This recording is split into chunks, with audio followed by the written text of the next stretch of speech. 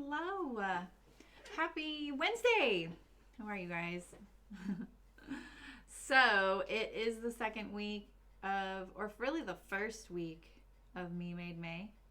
And we're kind of taking it chill this month, right? So, we're going to dust off some of those projects that are staring at us from the corners of the room. At least I am.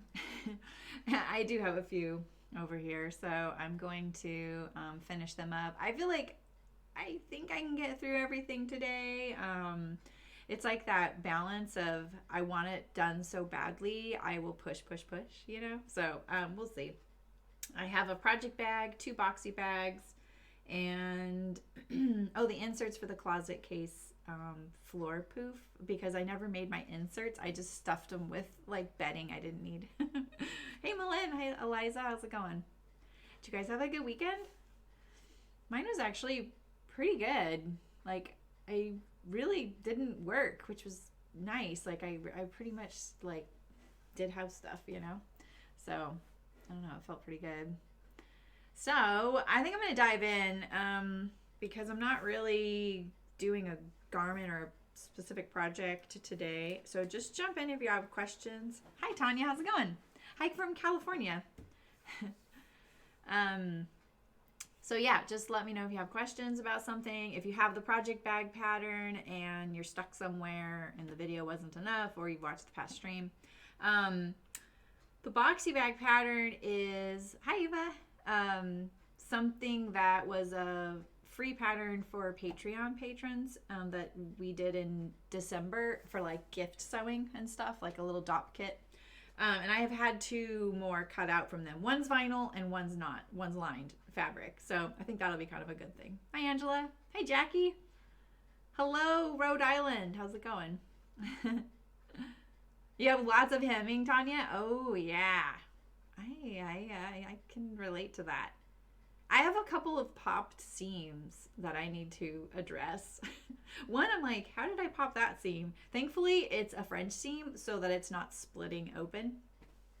And then I felt I ripped one of my armholes the other day in the Amelia dress I was wearing. And it was because I was kind of doing something kind of crazy. Like, I was really trying to reach something and I was stretching and I was sitting on the dress. And so it pulled and I felt it tear and I was like, oops.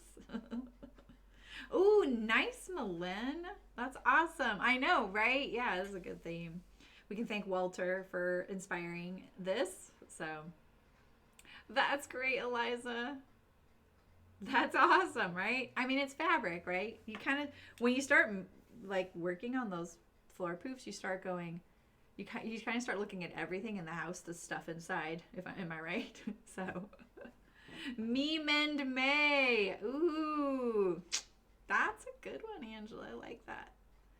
Maybe we can do that. I think I still have some more stuff after this if I get through these things this week. So, yeah. Oh, Eliza, you've been busy. That's awesome. I know I actually got up this morning and went for a run, which I don't usually do anymore. And it felt really good and it was nice and cool out. So that was my motivation. All right, so I've got, these are my projects here. I'm just gonna set that on the floor poof that's sitting there. All right, so I got my stiffener, got my straps, got my binding, got my vinyl. I think I checked everything is here, so I'll try and do this in the same order as the video and the instructions. What is this? Is that, oh yeah, that is it. But I can't remember how this goes together. Hello. Wait, your name is in yellow, so I can barely see it. Is it Bisis? Hello, Barcelona. Hello from California. Nice to see you here. So, this is, if you're new here, this is kind of a unique stream. Like, we usually do a project, and I cut it out today, and then I sew it Thursday and Saturday. And then, but because we've been talking about like what we want to do for May, this is kind of an opportunity to finish some things. Boy, my machine's kind of cooking along there, huh? The stitch length's kind of long. I can tell this is some of my pre-cut stiffener because look, it's a little short. It'll be fine. I have some of those. I need to put these straps somewhere else. All right. Okay, I have my bottom, and now I'm going to bind my vinyl and the document pocket, which I'm hoping is here somewhere. I don't see it. Or is this going to be a document pocket free? Do you guys see it? Where is it? Did I just do it to this? No. 1, 2. 1, 2. Well, shiver me timbers. I think I'm missing that piece. Well, that's kind of funny. Right? I organized this yesterday. Well, I guess there's no document pocket on this one. Hi, Megan. How's it going? Yours is green, Eliza. Same with Megan. Mullins is blue. Eva is purple. Tanya Suarez is red. And Tanya Stoltmeyer is green. Oh, hi, Jackie. Oh, I said hi to you. But you're yellow. The yellow ones are really hard to see. Hi, Allison. How's it going? Yeah, it's kind of fun. I still have binding here from the last thing. I think the knit, so I have knit print fabric and it's listed on Spoonflower, and there's 2 sizes, and it's because when I first originally designed it, it was one size, and then when we kind of revamped it a few years later and kind of re-released the fabric, I worked on the repeat and got the repeat a lot better, and I also scaled it down a little bit. I can't remember why. I think that was for the repeat, but I didn't scale down the purl, so this purl goes with the original size. I feel like this fabric looks really terrible on camera. It looks so good in person, but it's like, it's so bad on camera. It looks so like there's a lot of dark in it. So where's my document pocket? What a mystery. How weird. Well, I'm just finishing this because I don't like cut things there, and I don't want it to eventually not get sewn, and because someone will take this bag at some point, you know.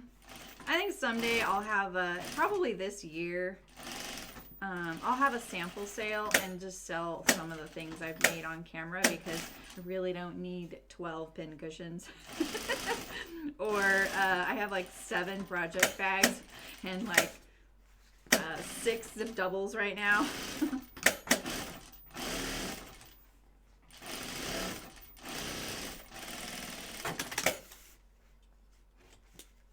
Alright. Hey, you're working on your 40 piece of block. Wow. Hi Claire, how's it going? Good to see you. Yeah, and you know, I'm gonna post this soon because Spoonflower sent me an email yesterday, and at first I almost deleted it because of the way it looked. I was kind of like, what is this? I thought they were trying to sell me something. I thought they were trying to sell me a mask kit. That's what it was, and I was like, hoo boy, this girl does not need a mask kit. And what they're doing is, because they've been so impacted with orders and fabric orders, and they're just so busy, they put together a mask kit, and it's really affordable. You can get 2 masks for something like $10, and you can do any design on the fabric. And so this is a way for them to actually alleviate their production facility by kind of streamlining this one aspect of what people are buying the fabric for. So I thought that was pretty clever, and they're just kind of doing a really quiet launch of it, and they let me know that I can let people know, and I can put my design as the sample. So it's kind of fun. I might do that. So, and then, you know, all designers get like a small amount. So, Maria, hello. The pink, I know, the pink, some people don't want to sew the pink cushions. Hi, Patty, how's it going?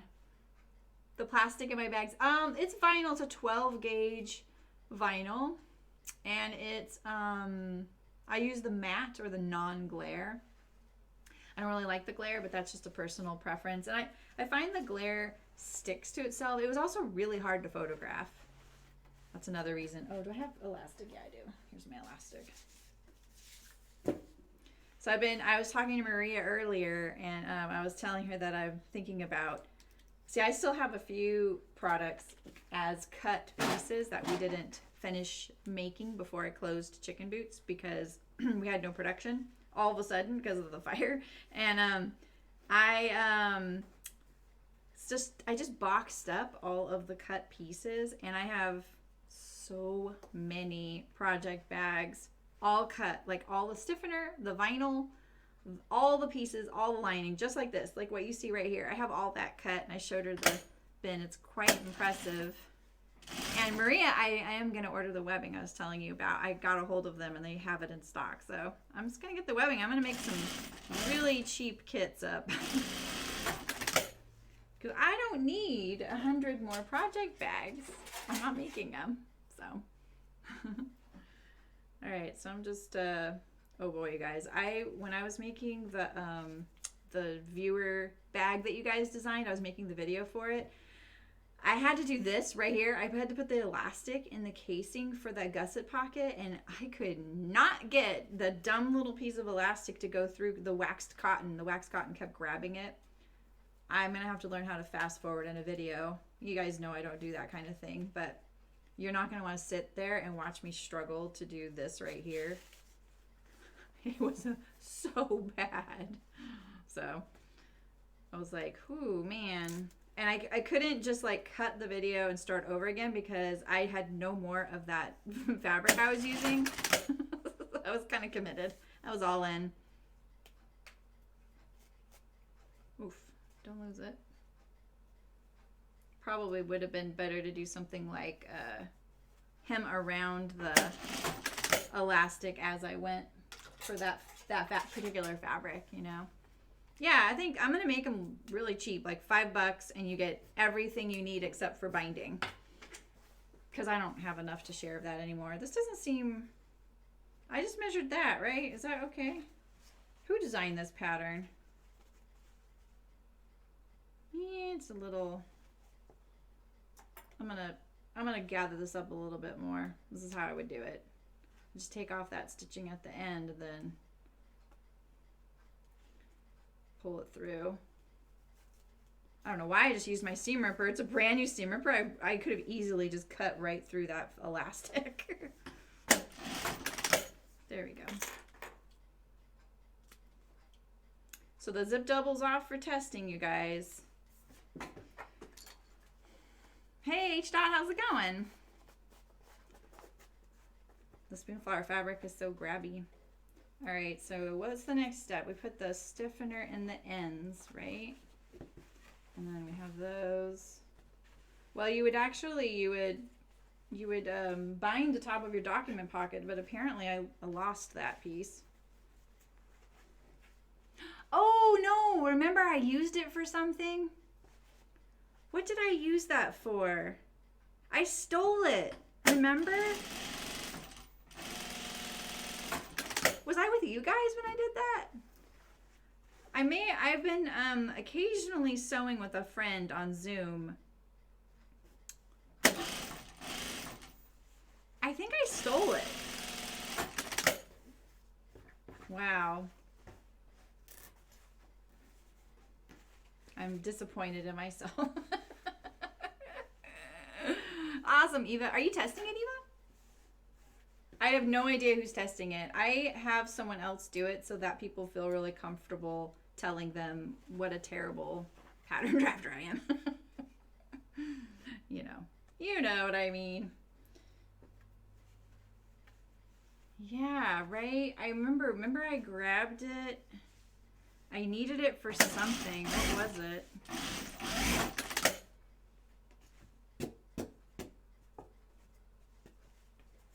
All right.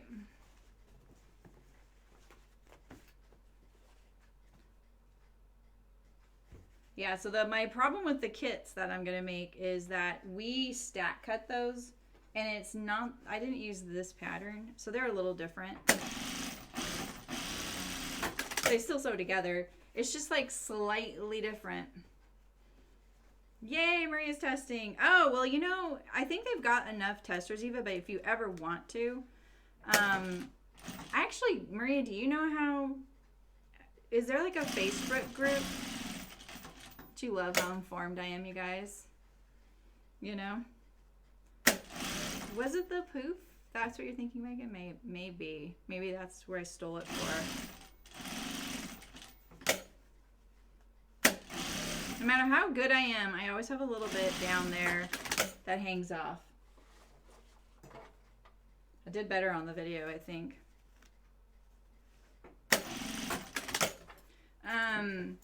I think that they're... Well, if you want, Eva, I can give you that person's information, and then she can ask you next time. She really likes having a kind of a variety of people and variety of skill sets, and from all over the world, so that we're printing at different places and double checking my metric stuff. She what am I doing? Oh yeah, I want this one. Yeah, so she would keep your information. It is Viz's private group. Okay, yeah, so she must... Oh, that was the side with the notches. Oh, well. I think what it is that she's in groups of people who test things regularly, and then she probably puts a call out in there.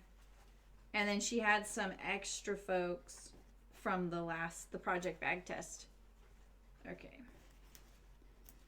It's not too late. You can definitely let me know, Eva, if you wanted to like drop everything and do it. I can put you in contact with her. Yeah, she's really great, Maria. She's such a good communicator and so diplomatic, and so organized. I really like working with her, you know. And she's really gentle with me. Which, you know, I'm like, you can be more blunt. It's totally fine. You can tell she doesn't want to, like, offend me if she's like, this is wrong, you know? Yeah, like, we had a hiccup with the pattern paper was the wrong size. And it was kind of a funny thing that none of us noticed. So we fixed that yesterday. But she's very nice about it. All right, so if you guys want any narration, just let me know. I'll tell you what I'm doing. But if you have this pattern, you already have a dedicated video for this. And I've sewn this on camera before live as well. So, but if you want like any techniques on any of the things I'm doing, you can tell I'm kind of struggling to cover my stiffener here. Sometimes, you know, your seam allowances vary and you don't get that covered all the way. It'll be okay. And I would normally iron this too, but I'm feeling a little lazy to do that. So, hey Terry, hey Beverly. Oh, that's awesome, Beverly. Ooh, I know. I didn't take mine off, you guys. After I put that on the other day, I didn't take it off. It was so comfortable. All right, do I get a document pocket for this? You know what? I won't, and I'll show you a different way to put on the straps, which I'm gonna not be able to do right now if I do it this way. So we can make it so that the straps, the seams, wait. Oh, that doesn't matter. Never mind. I actually don't need to show that. That's not a big deal. It would be nice if the divider didn't show. Could I do that? I guess I could. Let me see if I can do it. It'll be a nice challenge. No, I can't. Wait. Yeah, I could. I need to do this. This is what I need to do. Okay, so I'm going to line up my lining. And I'm just going to tack it a couple places. Like this. Pretty sure I can do that. And then let me take this one off. Because I'm not going to have a document pocket, one of my pet peeves with this bag visually, and the reason I can tell you why we did it this way, even though it's a pet peeve, is that you see the stitching of the divider through the bag, like onto the outside, you know? And if you don't know this bag, I'll show you what I mean in a second. But So this is a pocket, interior pocket, and a divider. It kind of segments the interior of the bag. So I'm just going to do it on the lining only. And so this stitch right here, when I segment through, normally would go through to the outside, and then there would be a strap right next to it. And then on one side of the bag, there's a document pocket and it covers it up, but the other side you do see it.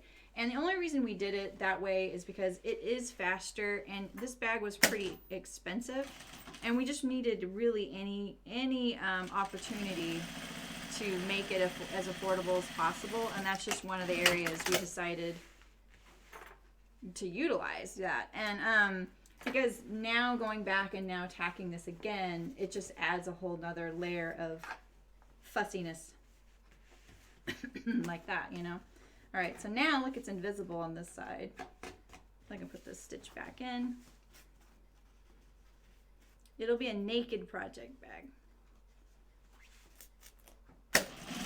I'm sure a few folks have figured this out and didn't like the way that looked and probably already adjusted for their next one.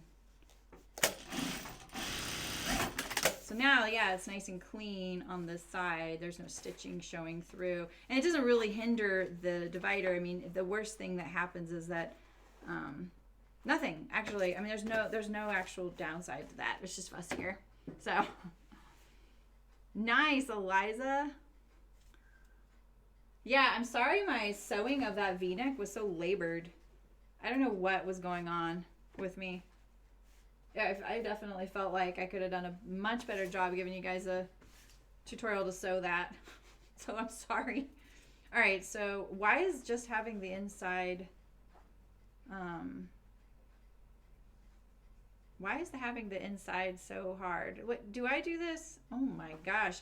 Just disrupting my instructions? Do you know how many I've sewn of these? Hey, late night, how's it going? I have made hundreds of this bag. Hundreds and hundreds. And now I'm totally like, do I do the bottom next? Do I do the bottom and then attach the, oh, I need to do the, oh, I didn't do the strap. Ugh. That's what I did wrong. That's what I did wrong. I knew there was something funny about this. Okay. I have to do the strap through the outer and the stiffener. That's why this is, okay. I take back everything I said. I don't want to take that off. But I'm gonna. This is why I needed to put the strap on. It's never good to take out your vinyl because those holes are there forever.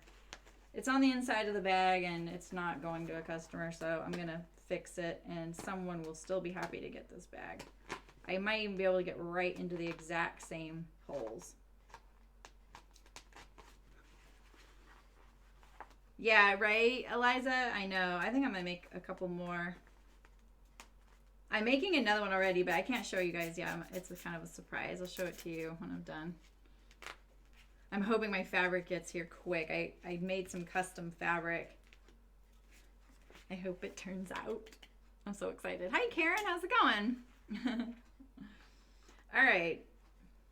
Welcome to watch Sarah struggle to sew a bag that she designed herself and has made already far too many times.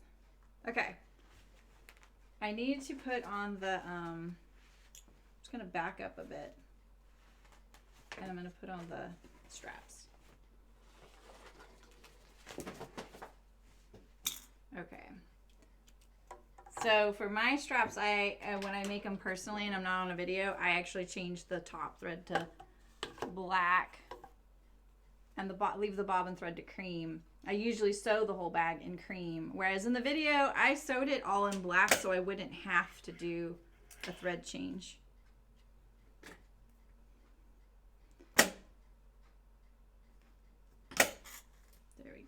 Okay, so I have to sew it through the stiffener and the outer. So yeah, there's pretty much no way to do that divider thingy I was talking about, but we can. See, this is the thing. I don't think it's a big deal.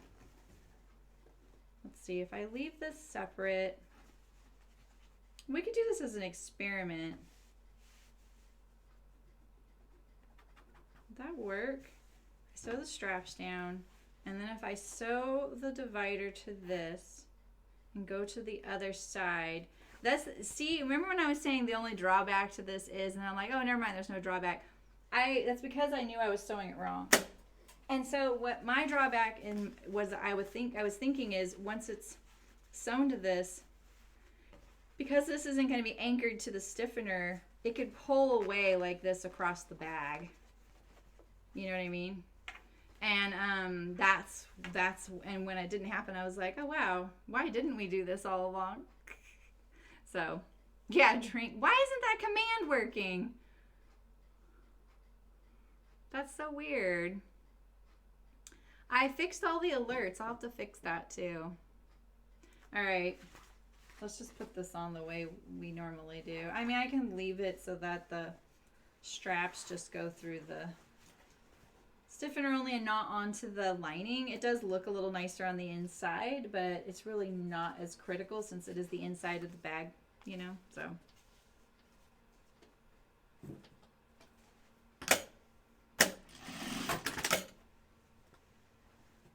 All right, where's my little mark? I have this is how Rayanne used to do it. She took an old chicken boots label. Look at this thing. I used to print these in my printer. And then it would be like this. I used to print these in my printer. This brings back memories. I mirror edged on my serger. But she used this as a measuring device like this. She didn't care about the notches. In fact, she got to a point where she would say, don't notch them. And then it was great because we didn't have to notch them. I was all too happy to comply with that.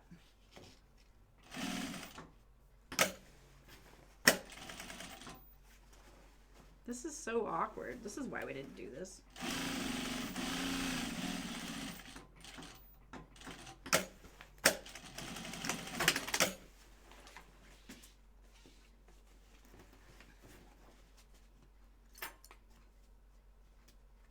Should we just do it as long as they're like the same, you know? You can put them the spacing whatever you want.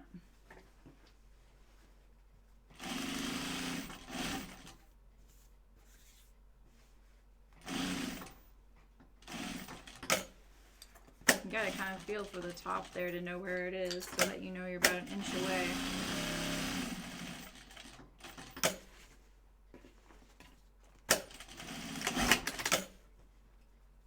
And then at least I could have like changed it to black bobbin, it wouldn't have mattered.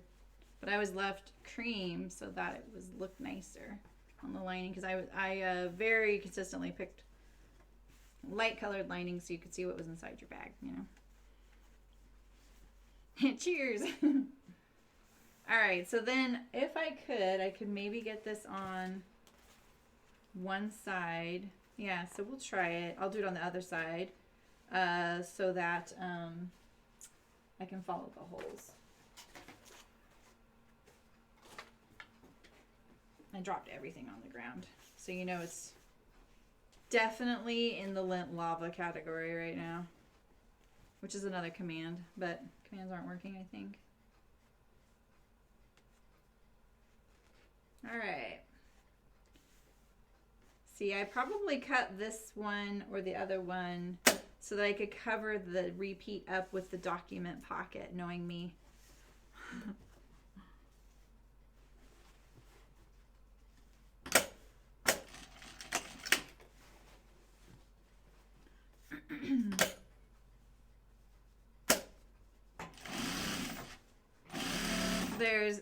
There's doing the strap straight, and then there's doing the strap so it looks like it's straight. Am I right? It's like, okay, well, straight would have been a little different, but if I would have done it straight, it would have looked crooked because it didn't line up with the knit lines.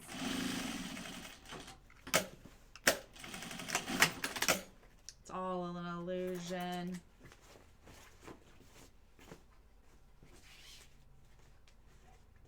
it over.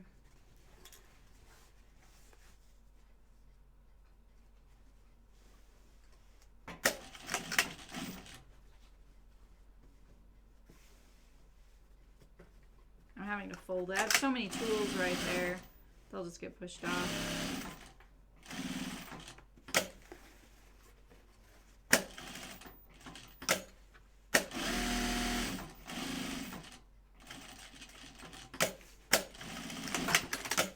So are any of you dusting off some objects you're trying to finish?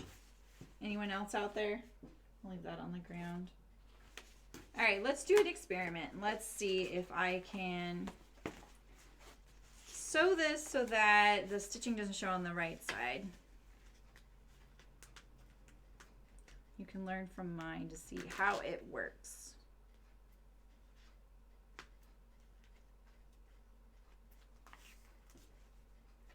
Just tack this in oh, I need to change my thread. We'll just tack it in a few places because it doesn't have quite the stability as it would if it were attached to all of the layers. There's the black, there it is.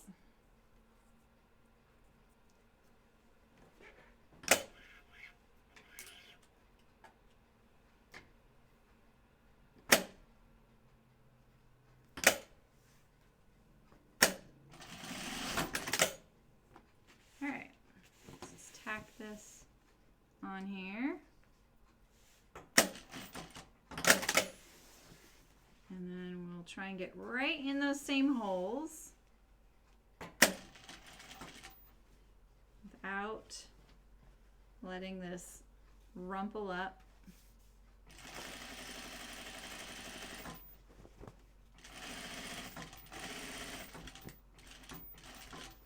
It's getting caught on the lip of my machine. All right, so now we have, so we can stabilize it by getting it down there close as possible. I'm a little misaligned there.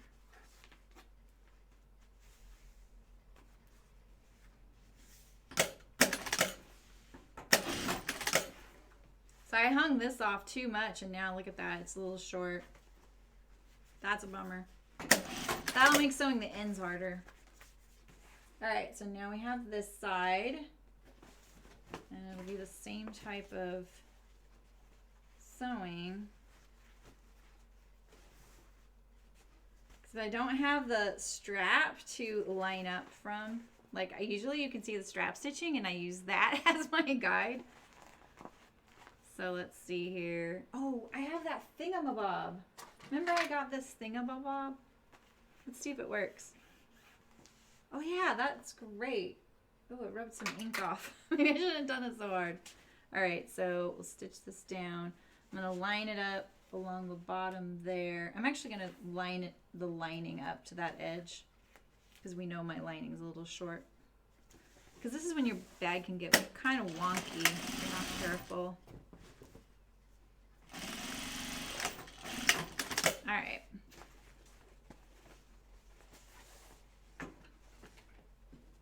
I don't think you can damage it, Beverly. I really don't think you can damage it. Do you have enough to do a test? I don't know, Michelle. I might. I mean, like not right now, you know, but I'll probably do a sample sale probably in the fall or something, or I can't manage it right now. Like I'm thinking about doing some kits. Oh God, this is such a mess. Oh my God. Okay, there we go.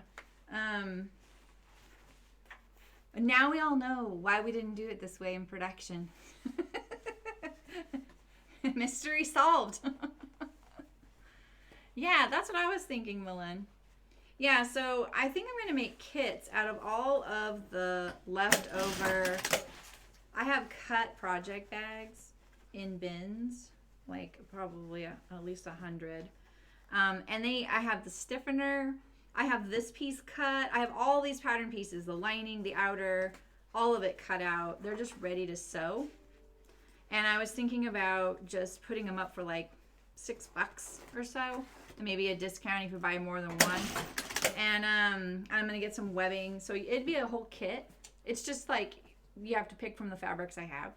But it also would be a really great way to cut your teeth on a couple. And I'd rather do that because people are sewing right now. And they may appreciate having that kind of starter kit, you know, especially if they can't get the vinyl or the stiffener. So see, this is what I was talking about. See how it pulls away? Can you see that? See, so now my divider isn't anchored to the bag. Like, it'll be better on this side. See, it'll be more like what this side's doing. That's one of the drawbacks. But at the same time, this isn't a heavy-duty bag or divider, you know? Oh my God. Why am I struggling today? Okay.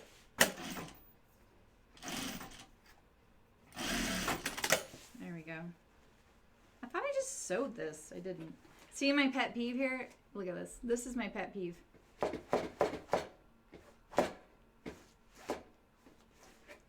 That right there sums up my years of sewing project bags. You're sewing along, and then the strap gets caught, and then the machine veers right towards your fingers. So, yeah. All right. I'm so glad I swept the other day. This one also won't have a divider because I don't have it here. I'm not going to get up and get one. I'd have to dig in that bin to find one. I did see knit bags in there. I saw foxglove in there in that bin. I saw sweaters. I saw the Parlor, which is a rifle paper company, fabric. Market, which is a cotton and steel farmer's market print that I really loved. What else is in there? There's like 14 different fabrics in that bin. Yeah, you know, Beverly, I have so many of them, and they're not cut perfectly.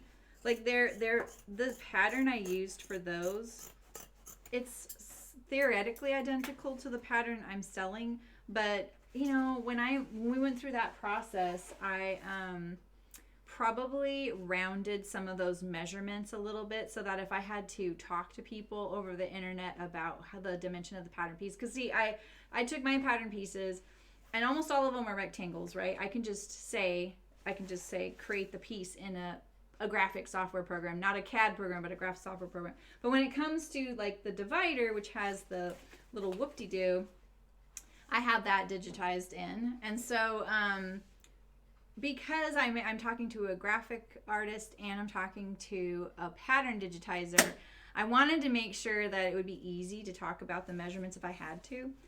And so I think this bag, the one that you guys bought the pattern for, it's 1/4 of an inch longer this way, but it's like 1/8 of an inch shorter. It's something like weird like that. So if you laid the pattern pieces on top of those, they would look really close, but not quite. And I think that might confuse people. And there's no way you could actually buy the kit. I mean, like maybe you could buy the kit and sew it without the pattern, but it would be a little tricky. So, you know, I'm just wanting to let it all go, you know. And that's almost what all that stuff would cost, you know. I don't need to mark it up. Okay. So I'm definitely like kind of correcting some of these, see all this not lining up there? So I always line up the smallest, you know, this is I say smallest meaning the one that's the shortest, right? Because if I lined up the stiffener and sewed it there, the 1/4 inch seam might not catch a spot on this long line. It's something subtle, but so important. And it's kind of hard to explain to people, even though it's really logical. We're thinking about so many things sometimes that we forget about that.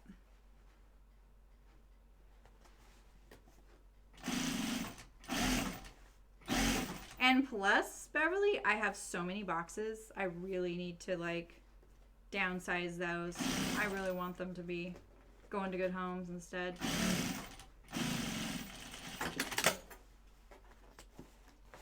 Yeah, and if someone wanted to sell, like make the bag and sell it, they could totally do that. Maybe I should include a chicken boots label, because I still have those too.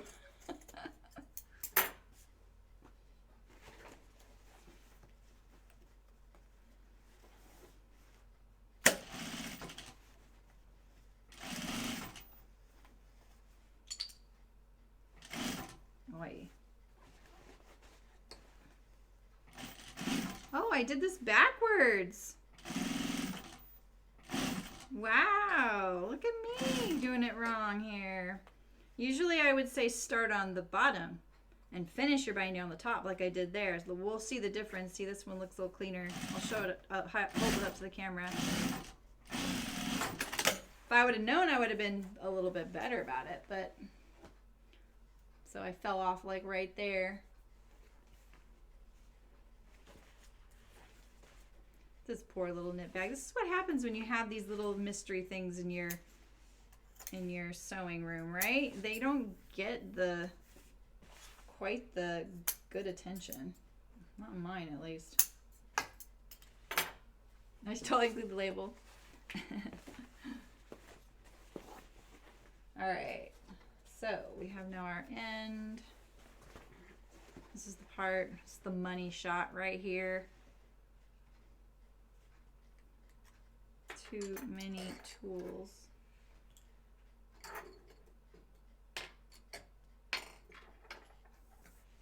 But we're almost done with this bag, and then we can go to the next thing. Let's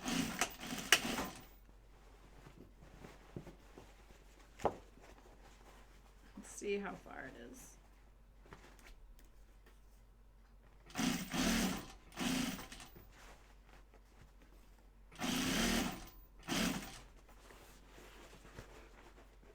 I'm always really rough with the bag, and I really push it down and splay it out.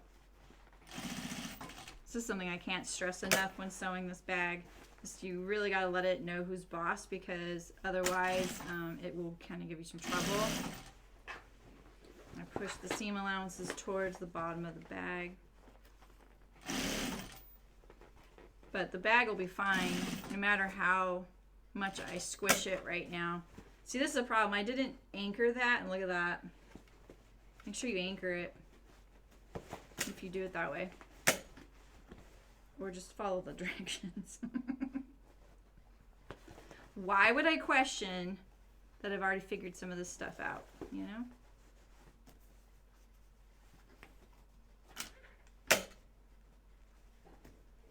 No, you don't. You're not creeping in there.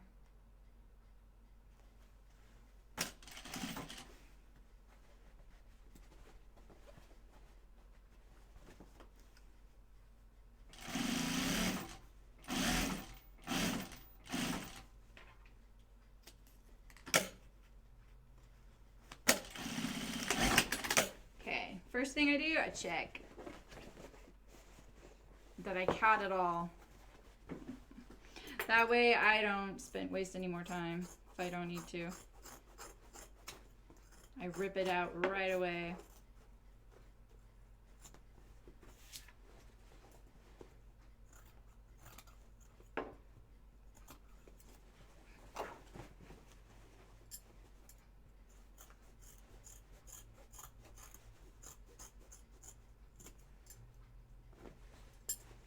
So I would always put a garbage can right next to me, because I wouldn't do this like under the table. I would actually do it over the garbage can when I wasn't filming something. And doesn't matter where I put the darn garbage can, there would be this pile like this of those little strips right there on the floor. Sometimes Rayanne would just shake her head at me, like I was kind of messy. And I don't know why I was so inaccurate when I would try and put it in the garbage can and it wouldn't make it, I do this part on both sides first because I feel like it's like dessert getting to do the last step.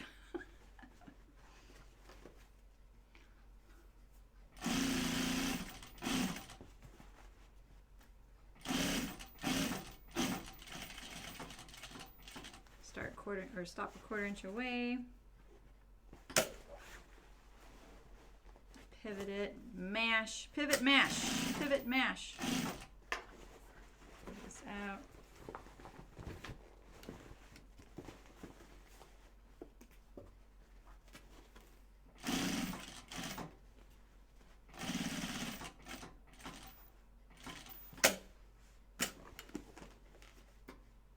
I find when I do this part that I actually push it down and kind of scoop around like this, and it helps to kind of make that side fall into line the correct way and line this edge up. It's just one of those funny things that after doing it many times, you find yourself like correcting the way you're folding it. But now that I did it twice, it's kind of like being funny.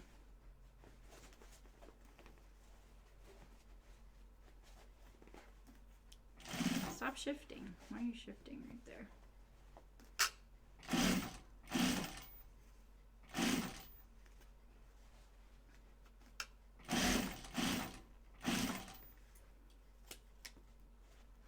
That little black thread just haunting me wherever I go. All right, first things first, you always check. Make sure. So see, look at see that, this is why I didn't do that. That's why we stitched it through. It just looks, sorry, this fabric looks terrible on camera, but so yeah, it's pulling away. Right there. That's why we didn't do that.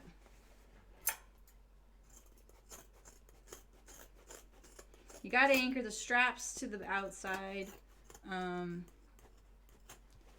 you got to kind of pick your poison there, you know. You could put double document pockets and then you can hide it. But I actually don't use the document pocket very much. So, and it's so light duty that I'd much rather just not have it.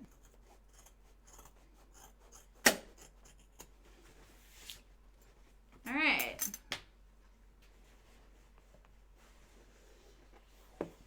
They look like I got it too wide. Now I'm going to do my last step, the best part. I know you guys might not agree with me, but I really do like this step. It's so satisfying to me. So I kind of push my bag out and I really mash. You got to manage it, otherwise it manages you. And it can be really dangerous if your bag touches the head of the machine or the table, or like this lip right here is pretty significant on my table right here. Some of them sit more flush than others. Mine's pretty significant. And that also can be kind of dangerous because as you're pushing your project up to the needle, it can get kind of hung up and cause some issues. I push everything away from this edge. I'm pushing really hard. Turn under that edge. And then I pivot again. Put my hand in there and I always mash this like this here so it looks like that. We're looking at the bottom of the bag now.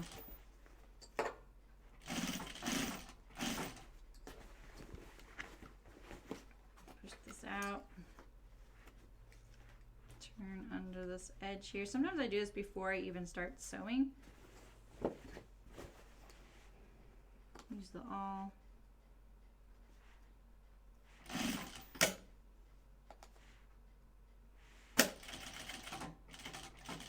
This machine doesn't like the thicknesses like my old one does, so I kind of walk it one stitch at a time, but I do that anyway.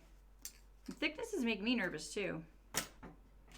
You should see me jump when something happens. I think you have seen me jump.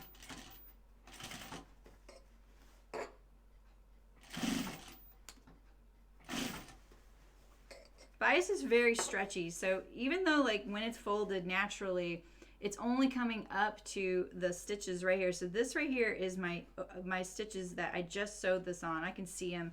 The bias only goes there without any pushing right to there. But because it's so stretchy, I can actually pull it just past. So I find when I fold it, if I just fold it just up to that edge and then I pull the rest, it's exactly what I need.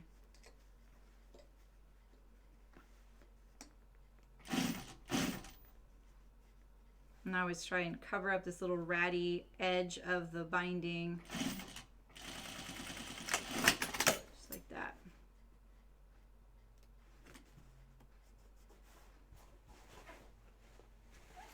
Got off a little bit there. I'm kind of out of practice. Does it show or what? My old, same model, but older. Right, Glenn? Yeah. That's really, that's awesome, Terry. I'm glad. Yeah, I know. I bet this kind of sewing would appeal to you, just knowing what you like to sew. So it was a 5550, my old machine, Terry, a 5550. And so I'm essentially using the new version of that machine, but all three of the industrials I used were 5550s, and mine was the best at sewing this kind of thing. I had also kind of trained my machine to sew this kind of thing, whereas Rayanne's machine really got good at sewing vinyl, and that's partly because every time we have the mechanic come, he like will do the timing and, you know, sand off any burrs on anything, or you know, work on whatever issue we brought him there for. So I have a little oh, this is where my stiffener fell short. Remember, because I was using stiffener that wasn't the right size, so it's a little funny right there. But, you know, also, you know, we would give him scrap fabric to sew on, and he knew, like, if there was vinyl sitting at that machine, that's what it did, and that's what he would adjust it for. All our machines could sew everything, but certain machines did some things better than others, and they were all the exact same model. And they just have their different personalities, too. I'm kind of, you know, I'm giving Rayanne my old machine, the one I always sewed on. It doesn't have the electronics. It's not that nice of a gift just because it doesn't have the electronics and all that. But it is a really solid machine. And I'm kind of curious if when she sews on it, and she sews on it for a while, how she's going to feel about it, because it's not her old machine. You know, that's the one she lost in the fire. And she knew that machine really well, you know. So, and anytime she would use mine, she would kind of get, you know, how I would feel about using hers, that kind of like, that's not my machine. You know, you just kind of know what your machine can and can't do. And she was so good at sewing on vinyl. She also used a Teflon foot, but didn't matter. She was just really good at it. Really good at handling vinyl. Really learned its quirks and how to get rid of a crease. There we go. Looks cute without the document pocket, and I do like not seeing the stitching of the divider, because you would have seen it right there, and it always looked a little unfinished to me. And look, it looks pretty solid in there. You can see it pulling, but only because I'm pulling, so. Oh, yeah, Terry? Nice. Yeah, I'm sorry, Eliza, if that makes you nervous. I can understand that. All right, so I have two boxy bags here. The vintage machines seem pretty cool, though. Don't they kind of sew industrial style in a way? All right, so I just kind of threw some stuff together here. I have a blue one here. Wondering if that print's gonna do something funny. And then I have a clear one. So I think I'll do the clear one first, since I have cream thread on. What binding am I getting? Why don't I have binding picked out? Do I have binding picked out? No, I don't. I need binding. I'll be right back. I was just gonna do this vintage trim as the handle and a cream zipper. Let me go get some binding. If anyone comes by, tell them I'll be right back, okay? I need blue and this one.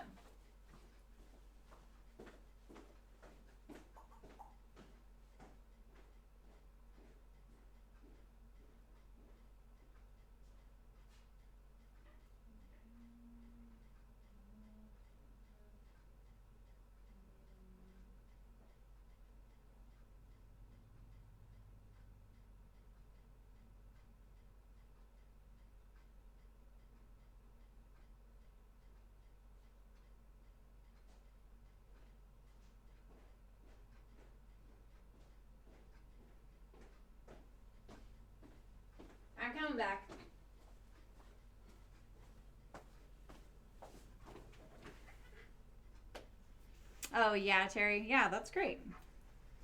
I think like the more I sew for the stream, the more I think about how I think I get away with that. I don't know how good I did finding for that blue bag. I think about like the one of the very very very first industrials I ever had was given to me, and I'm pretty sure it was a Conso, which I think is made by Bernina, and it had a zigzag on it as well. And I kind of wish I would have thought to explore a machine that does straight and zigzag, because then I could do buttonholes theoretically and knits, you know. All right, how do I sew this together? I need to find the top edge.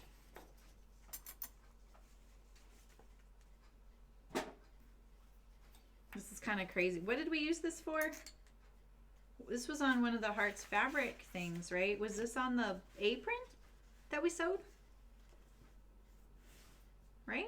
I can't remember now.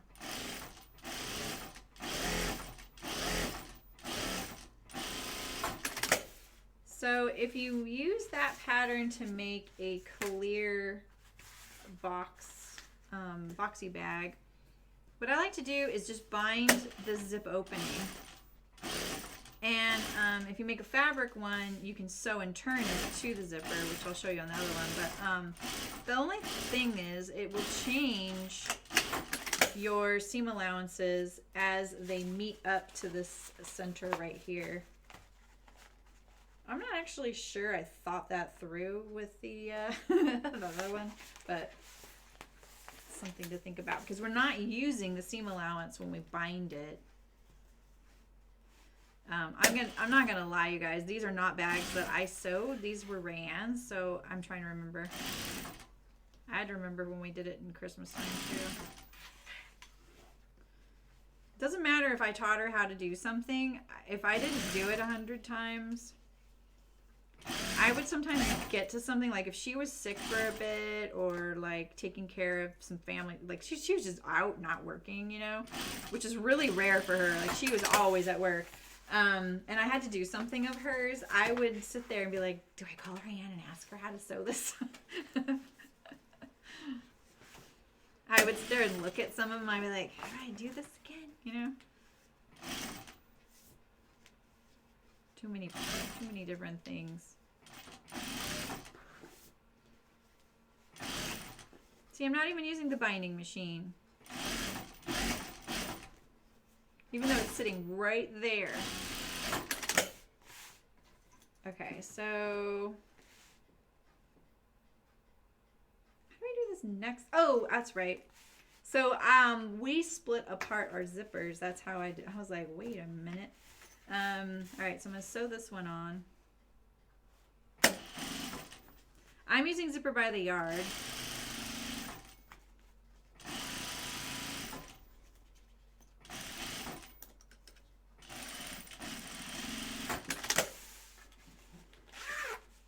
And then I'll do it to the other side. This is one of the advantages to having Zipper by the Yard. Is you being able to manipulate your zipper like this.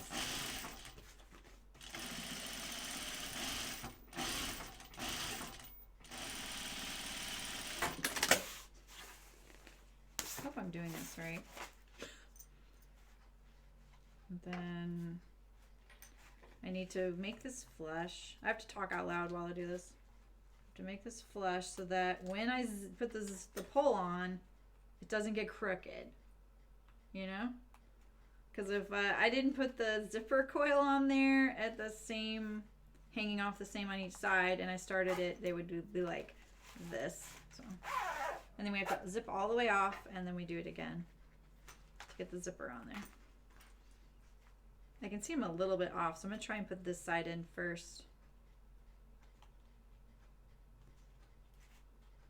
I never put this side in first, so it's really awkward. Patty, are you watching? Because this is here's your tutorial on how to put these on here. Make sure you have a nice flush edge. And then you're gonna put your zipper head in there, and don't force it on there. Just gently rest it and pull this apart, and then put this side in there. And then I kind of grab both sides and kind of try and make them even, and I push with my thumb right here. Get it going like that. And I just kind of make sure it's not like buckling. And I'm going to trim this side here. Like that. All right, let's sew this. I really wish I had white webbing, but I don't have white webbing. I have brown webbing. So I'm gonna put a brown bobbin in, because this ribbon is kind of flimsy.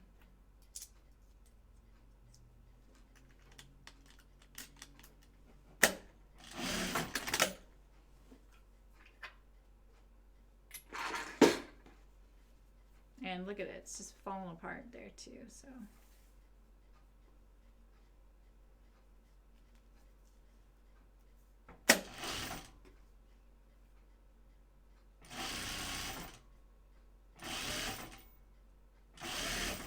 So one of the ways we made handles for these was we would take a piece of grosgrain ribbon. This is webbing, but we take a piece of grosgrain ribbon and then we just bind the sides. We just run it through our binding machine.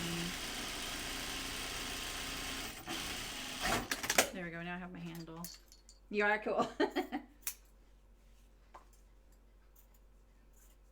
Yeah, there's a definite knack to putting on those zipper sliders, but I know you said you bought some from by Annie as well.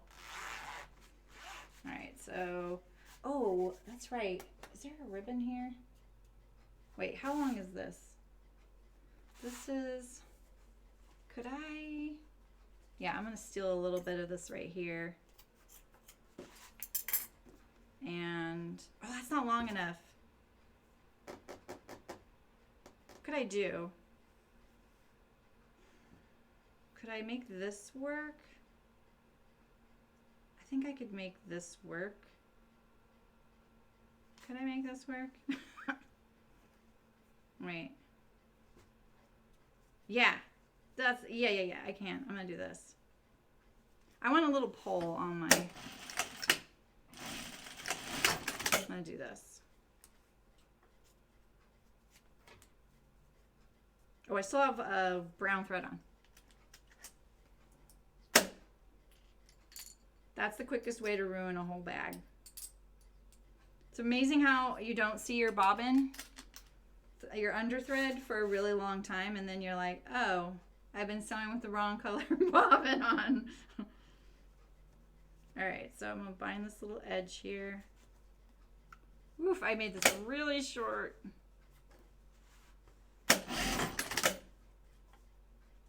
Every time I change my bobbin for my machine, I have to sew a little bit. That's why you see me doing that. Otherwise, it'll leave a lot of what I like to call thread vomit underneath my project. All right, so.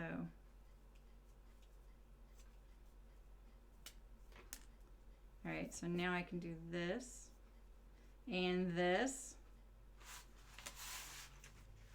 I'm gonna fold this away.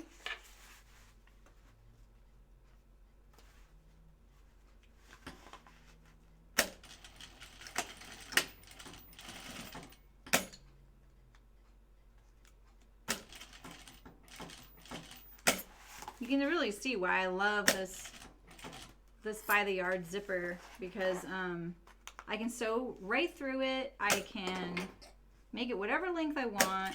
It's just super handy.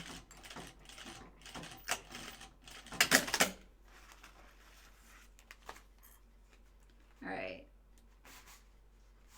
Now I have a little pull tab for when I grab my zipper. All right, so what's next? This, the end, that gets sewn. How does this get sewn again?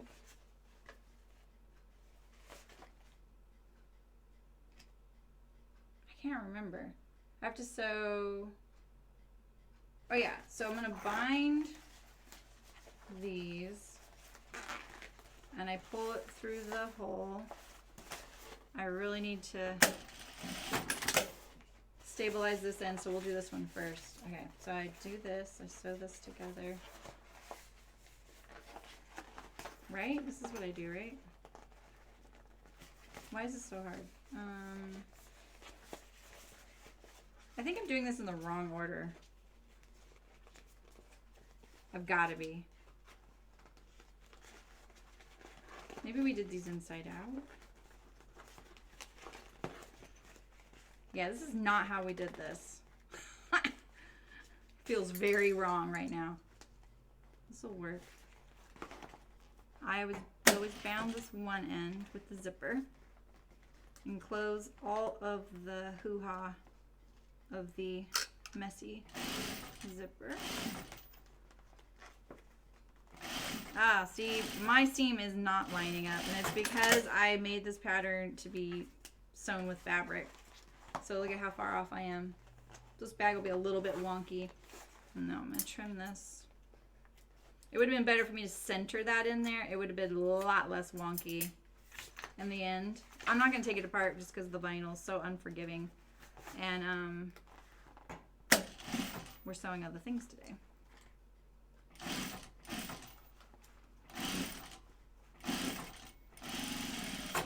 Alright, so now we have that end like that. You know, we sewed these inside out. That's what it is. Yeah, that's what it is. Okay. We tried to sew vinyl so that we never had to turn it right inside out or right side out. I'm just going to do it. It'll be easier. This is the top. Could have at least done this first. I'm just going to set this here.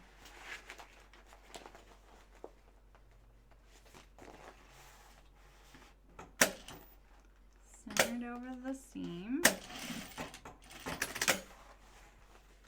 And centered over the seam.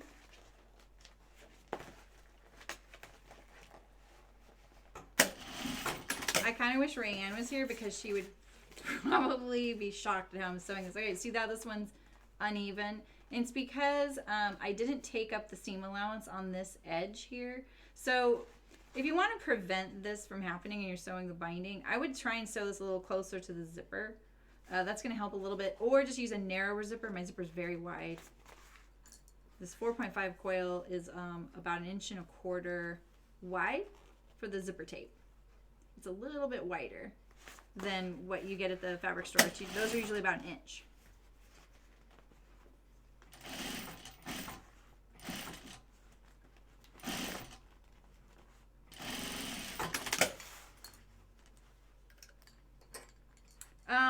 I'm gonna do that, Eliza, but it won't be too wonky, you know, but it'll still be there a little bit. Because what'll happen is that means that the bag is narrower across the, I think the bottom, wait, yeah, the bottom will be narrower than the top. It's going to be really obvious in just a second when I show you. Because this one I centered. So the bag's inside out right now, but pretend like it's right side out. So you can see that can you see that difference there? Right there. And so if this is the bottom and it's narrower, what happens is, you know, I'm gonna trim that up, right? So I'm gonna line these corners up right here and let that little corner, this little edge hang off. And so it does, looks like it's correcting it, but it's not really. And we never bound this edge, and I actually was inspired by Maria, who's in the, I think she's still in the chat today. I was inspired by Maria for this because she's amazing sewist. Like, her sewing is really nice. It's better than mine for the most part. I am definitely more like a production sewer, and I try and get away with things, whereas Maria's is much nicer. Oops, I'm not binding this. And she gave me one of her bags, like when we met, and we of course looked it over because that's what you do. Because I was like, wow, this looks so nice, and I didn't make boxy bags at the time. And she left this edge raw. She does fabric bags, and I didn't do these. And she left this raw on the inside of her fabric bag. And no, you don't leave it raw. That's what it is. She binds her edge, and she leaves the binding end raw. This is what she does. I'm pretty sure. Correct me if I'm wrong, Maria, if you're still here. And it was because of that kind of made me go, oh, on the inside of the bag, this little seam is pressed up. Like once this bag is turned right side out, this little edge is kind of mashed against like this, There's nowhere it's not going anywhere, And that really inspired me to think about how to finish my edges. And I actually asked permission when I did this bag because I was like, I do not want to steal from you. And the boxy bag is obviously like been around the sewing world for a really long time. I didn't invent this pattern. I just invented my take on it by doing it in vinyl, and I made it in different sizes. And I also added a pocket to the outside for one of them. So that was what I added to it. And look at this one, Eliza. Look at how bad I cut that right there. So that actually have to go in to cover up that little cut right there. So I'm almost done. So we'll see if it's actually indeed wonky. Make sure I can get all these threads. I'm going to cut quite a bit off this side. Look at that. But look, no one's going to know because I'm going to trim it all off. Yeah, I was seeing Maria's finishing techniques that really inspired me to start thinking about letting go of a couple of mine because her stuff is so well made. I really liked it. Hi, Sydney. It's so funny that you say that, Sydney, because I said hoo-ha earlier because like sometimes when I refer to all that thread stuff there, I call it hoo-ha, and I was like, I wonder if I should start thinking about how my words translate in a subtitle, because especially if English isn't your first language, hoo-ha does not really translate to anything. It just means like, for me, it just means like that mess. So I was like, I'm being really rough with this vinyl, and I don't recommend that, really. This vinyl is the old school vinyl I used to have, and it's really amazing. And then if we would get a little ding in it, in this part right here, Rayanne was so good at getting rid of those dings. She had a few different methods, but one of them was just using a press cloth and ironing the vinyl directly, or we would iron the bed and just set it on there. Here we go. Poke out all those corners.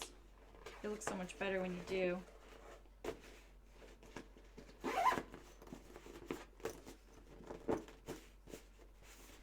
So let's see. So you can see like the bottom is a little narrower, but it's not really visible. But it's pretty cute. She's probably at work, Eliza. Oh, look at how long this handle is. I could have made a much longer thing. Look at this handle. It's kind of hilarious. Can you see the difference though, Eliza? Look how narrow it is here compared to here. Boy, this camera angle really makes it look wonky. It's not that bad. There we go. Nice little clear bag. Great dop kit, which means a bathroom bag, you know. Guys usually call their bathroom bags a dop. There we go. All right, next, what do we got here? I got the same thing, but I'm going to do it in fabric, and I actually have no clue how to sew this one. Oh, gosh, Sydney, I'm sorry. Oh, Sandy, let's see. So I don't know if this is the reason you don't sew first and then trim the box corners. Oh, you mean like the cutout? I think I know what you mean, Sandy. Is that what you mean? Well, that's a good question. I mean, I think it's when you're doing production style and you have to cut so many, there are ways to maximize your fabric layout if you can get rid of things like that, right? Like if the corners are cut out. I think Sandy's question means, so basically what you do probably, I've actually never sewn one like this before, but let's look at this one so we can kind of, so you usually leave this, don't you? Right? When you cut out the fabric. And then when you go to sew this, when you go to sew this seam right here, there's a big triangle, right? And then you just cut that off. So yeah, I did do that on the Notions Wedgie, the Charm Keeper, the Sprinter, because it was not, there was no advantage when we were cutting out the fabric, and it felt a little bit like we had more leeway to get it accurate. But with something like these, I'm pretty sure we did it because when you go to sew these, they can be a little bit, I can't even remember, they can be a little bit fussy if you don't get it right. But it could have been just a fabric yield thing, Sandy. I think that's a great idea. I think you could totally do that. It's such a good question. So yeah, so basically when Sandy makes these, she leaves the fabric here, so it's just a big rectangle. You probably put you finish your opening edge, right? And then yeah, when you go to assemble it, you know, you do your ends here, and then when you pull these out like this and go to sew the seam, there would be extra fabric, like a triangle. You just go right across. Yeah. Yeah, exactly. Yeah, that's a great idea. Ooh, Eliza just dabbed.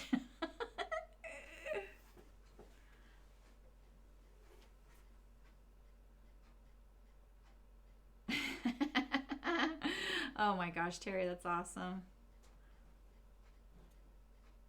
Oh, did I see the cardigan? Did homework with granddaughter this morning, is wearing all of us. Yeah, I know. When I heard our governor said school could be open in July, I was like, who wants to do that? I mean, if you're talking about schools opening up and you're sending your kids off, maybe. But I don't think anyone's really gonna do that. I mean, in California, we're doing really good. My area in particular is doing really good. Yeah. Oh, Sandy, that's smart. I like that idea. Where'd my zipper just go? Oh, here we go. That's not my zipper. Oh yeah, it is my zipper. Okay. Yeah, Sydney, I don't blame you. My sister's so worn out from that too. And her kids love school. I think the thing I try and reassure my friends is, you know, all kids are going through this. All of them are going through this. They're all going to have to catch up, you know? So it's not like it was only one area. So hopefully, you know, that'll help. This isn't going to go, is it? This was my outer fabric. Remember my husband's shirt? I'm going to brighten it up a tiny bit. Oh, right. Yeah, exactly, Angela. Yeah, right, Eliza. Our university here is putting off the first semester. Right, Malin? Uh-huh. Me too, man. My daughter basically is graduating, and when I talked to her, her advisor, he was, yeah, like, yeah, if she can just do these couple things, she's good. I was like, okay. Do I like this handle? It's a kind of a different blue. Do I have black ribbon? What's lurking here? I have, here. I have black ribbon. All right. These have cats on them. Cat heads. I have the stripe that doesn't really go. I have a snowflake that I'm kind of hoping wouldn't look like a snowflake. I don't think we'd see that. I think I'm going to go for the cats. Wait, actually, do I even need to do binding? I'm just going to do it on here. Okay, I think I got a plan. All right, so I'm going to switch to navy blue thread. Let's switch to navy blue thread. I'm going to sew the whole thing in navy blue thread, so I don't have to do any thread changing. What? Really, Claire? Wow.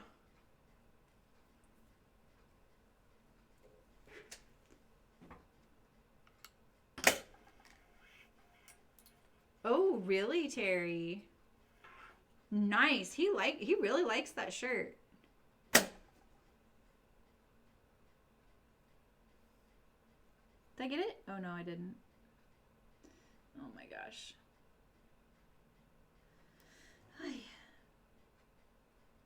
Did you see me like one swipe that thread into the needle when I was sewing the project bag? I was like, yeah. All right, I think that this is 12 inches. 10. It's 10. I'm going to do 10. And I need a tail. That.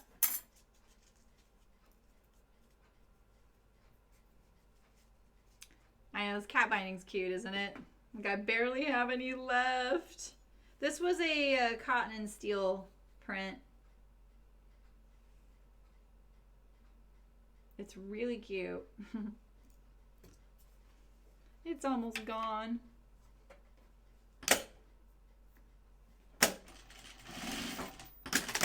I didn't do the bobbin. Silly.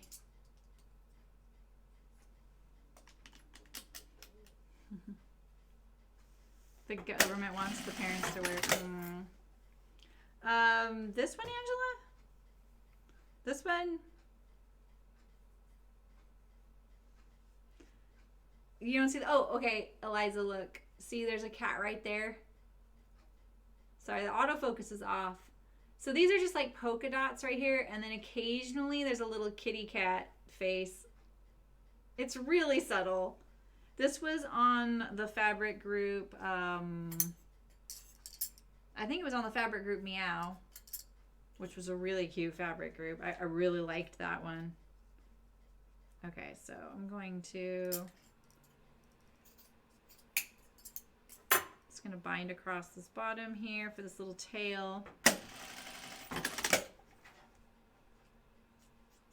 We did these on the binding machine, and we would leave off enough to where once it was bound, we could just turn the tail underneath.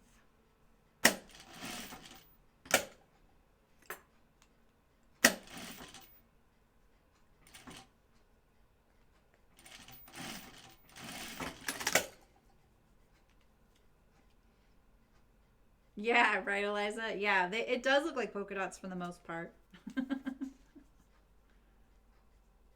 You got the spooky fabric. Well, which one? Oh, the main fabric. This one? Right here, Angela? This is actually by Pepperberry. Pepperberry? Wait. Yeah, Pepperberry, right? I just got their name confused with a friend who has a yarn company named, that used to be called Pepper Knits. Wait. No. Oh my gosh. What's this called? It's a Japanese company, and it actually looks like a Guatemalan. It's got really great texture, but it's actually printed. Sorry, it's so, maybe if you look on this camera better, you can see. This right here is, I don't know, and I got both of these at my local fabric store, Honey Run Quilters. And I'm sure they have both. I buy the garment fabrics there for the most part. Yeah, I made my husband's Fairfield out of this. It turned out really good. And he really likes it. And I like that he told me that, because he said, you know, he's all, you know, I actually really like wearing that shirt, you know. So I was really glad he said that, because sometimes you just don't know, you know. And he doesn't wear his Jutland pants very much, but I think they're just a little too big. And he doesn't like things too big. He's not a huge guy, and so he doesn't like that kind of looking like you're wearing your dad's clothes look, you know. It looks like that on him. He's more svelte.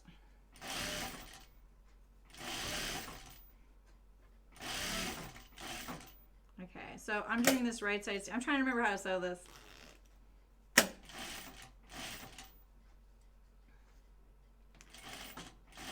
Oh, wow. Oops, I'm not watching. That'll make one nervous, eh?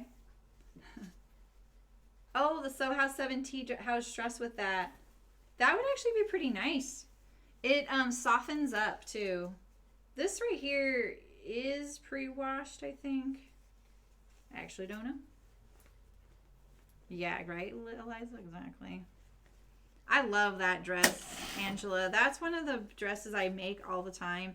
And then I alter the back of it a lot. Like, I've been really playing with how that one looks in the back so I don't have to wear a belt. I've been, like, experimenting with, like, once I made, like, this little inset that hung down that's gathers, like, from the waist down, just, like, a little narrow section. Another time I sewed down the pleat in the back all the way to the waist and let it flare out. Because the, belts for me are just like, I don't know, they just kind of shift around and move and stuff. So I've actually been working on that pattern just for fun every time I wear it.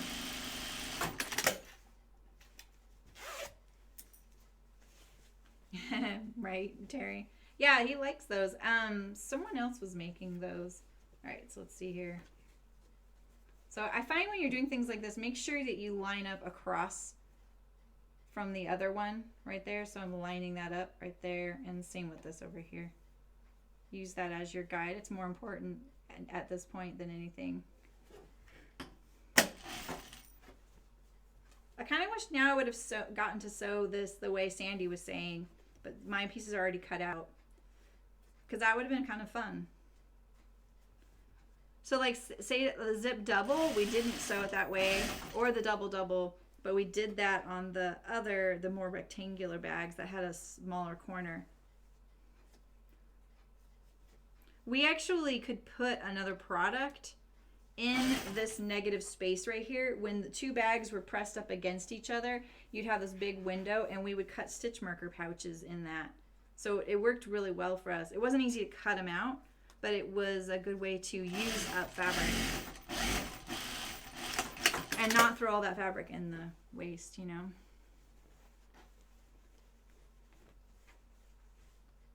Oof. Yeah. Oh, that's cool, Angela. Yeah, I'd like to make that one again. What am I doing? I'll tell you what I'm doing. I'm going to sew across this bottom here, just so I don't accidentally lose my zipper.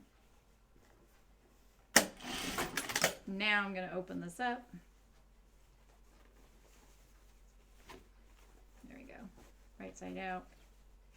They have other fabrics by oh, I don't have my slider on there. Now I need to take this out. It's a bag without a slider. Good thing you actually have to open this bag before you're done sewing it, because I would have gotten all the way to the end and not had a slider on there.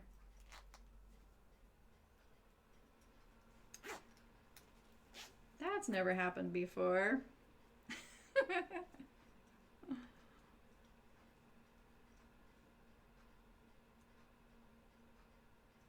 Okay.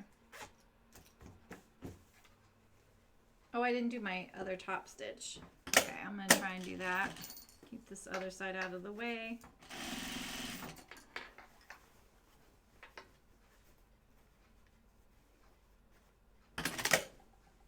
Oh yeah, that was okay. Shoot.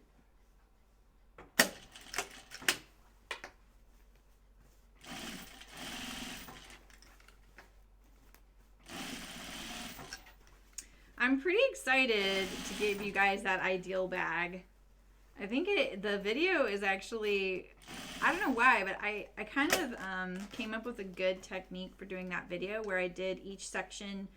I just recorded each section, and I did it in a row. Like, I sat here and did the whole thing.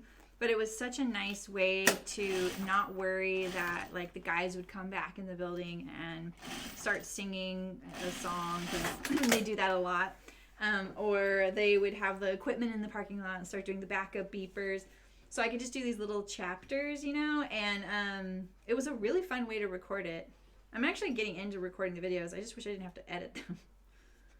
Said everybody who does videos.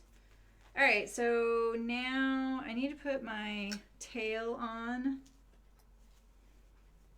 the pole right here. So I'm just gonna put this across the bottom here.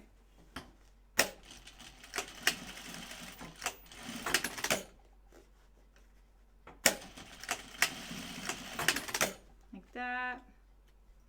And now I'm going to turn this inside out. Let's actually, no, turn this inside out. I think this was a fat quarter, so I didn't have the identifier, I'm pretty sure. See, this should match up. See, that whole seam matches up really nicely. And we're going to bind this one. This is how I intended that pattern to be sewn that I gave you guys.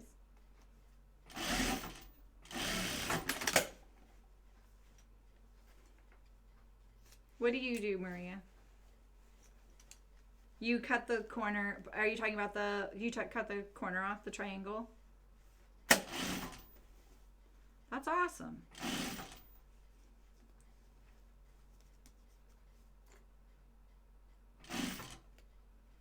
I bet you've never missed sewing boxy bags more than right now, Maria. Maria has sewn so many masks, you guys. Way more than me.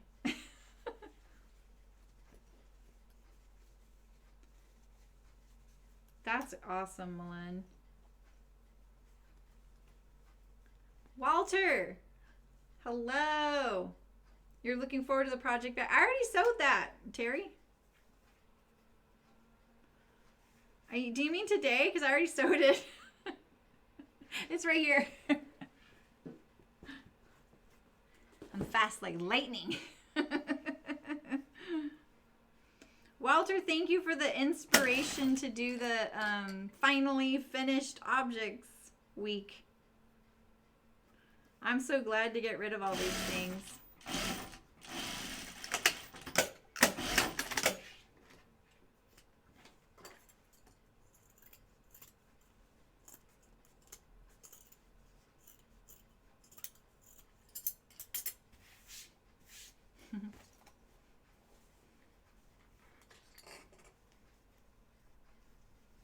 Yeah, I think our area, until yesterday actually, we had no more cases of COVID. All the cases that we had were, they had gotten better. And it was like 16 of them. And but then there was one in our county discovered yesterday. Oh, Terry, yeah. Yeah, so it's close. I always say that to you guys. I always say things are close, and then you're like, yeah, 3 months later. But yeah, it is actually, I'm doing pretty good on it. For a free bag and for how much time I've spent on it, I'm actually pretty happy with where it's at and how it's going to look for that. And what I like is the idea that it's kind of a open source bag, you know, like you guys can do whatever you want to it. And I can imagine if you guys end up really liking it or wanting to like keep working on it, we can end up like doing hacks to it and adding different pockets. Because I think like, see, I've made a bunch of them now. I made 2 whole ones that are actually good. And I think I want to make one for me. And I would do different pockets, I think, on the outside. So I'm already thinking like, oh, what would I do, you know? See, this is how you do it, right, Maria? So she binds the edge, but she leaves it raw right there. And it's because like when this is turned, you know, that corner is tucked right up in there. She might serge this, I can't remember. Yeah, oh, I almost forgot to put my handle in. This is, anytime I would sew these bags, this is what would happen. I'd get them all done and I'd forget the handles. Rand would come into work and be like, oh, there's a bin of handles, but I prepped for those bags. Why are they still here? And I'd be like, No reason. Yeah, I got the zipper tab on there, right here. So I folded the zipper in half. I folded the ribbon in half, bound the bottom, and then just tucked the ends under and top stitched it down.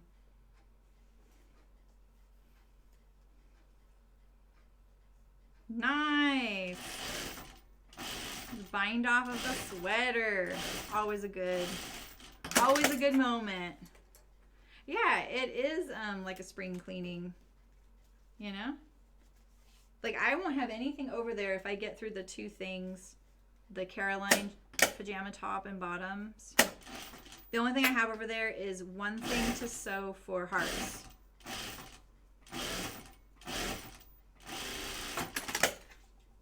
And it's the Acton dress by Cashmerette. Yeah, and my bins are all empty over there. Right, Megan? I know.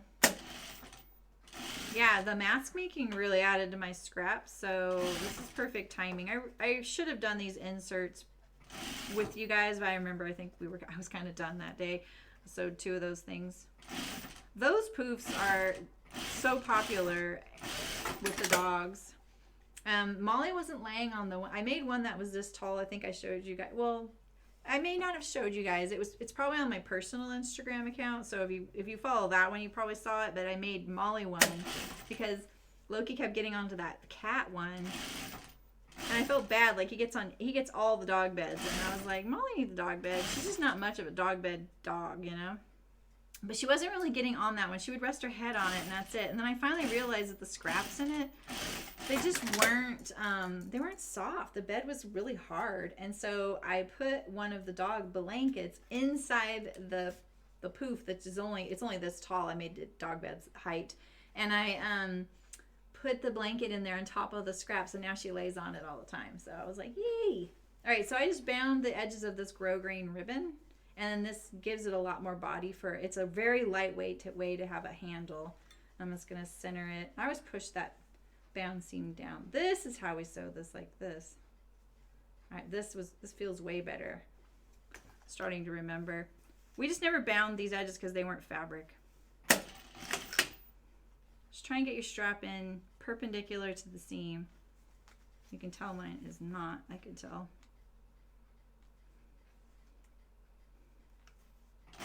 Where's my tag supposed to go? Forgot about that. Megan's got all kinds of quilts going on.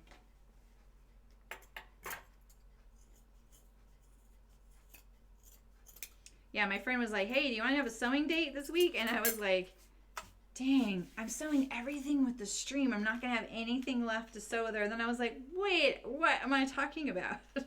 I have that rainbow jelly roll quilt I decided to jump in on, and the microscopic mini quilt blocks. That was a nice, convenient way to forget those things. And I really want to do that rainbow quilt a lot.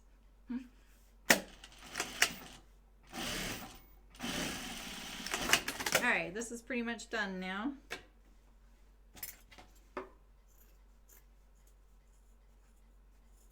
Ooh, it's kind of thick there.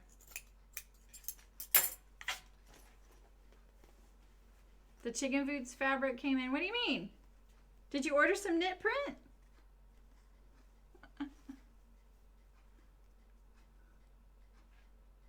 Oh, it's two-sided quilt. Wow. Oh, it's like, where'd my all go? How long did your order take, Walter? If I'm understanding what you mean. Like, did you get spoonflower fabric? I placed an order and I know they're way behind. Not way behind, but they're taking a little longer. So, and I ordered something. They don't even let you rush things.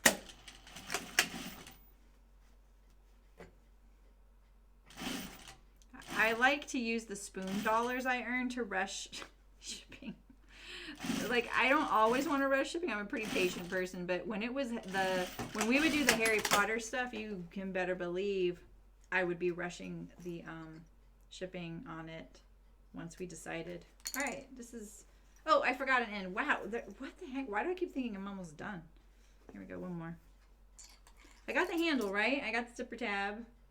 The only thing I don't have is my label, so maybe I'll just stick it right here. I think this is kind of a weird spot to do it. Maybe I'll do it right here. Yeah, I'll just do it like this. I like to stitch down my label now because it's kind of big.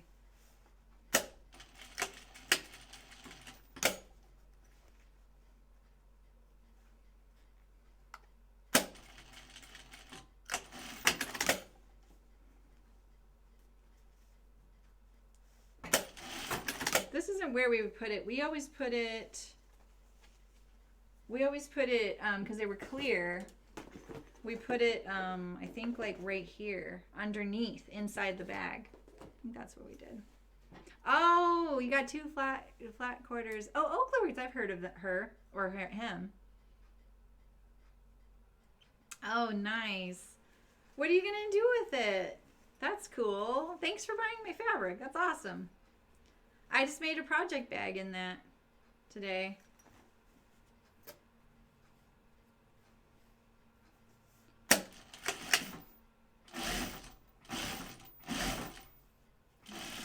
But it took you a month, huh? Ooh, I really want my order I want my order next week. I don't think I'm a Spoonflower Pro member anymore. I think my thing expired like last week before I made my order. Yeah, I've heard of Oakley. I feel like I might follow them either on my Chicken Boots account. All right, now I'm done. All right, I think so. What have I forgotten?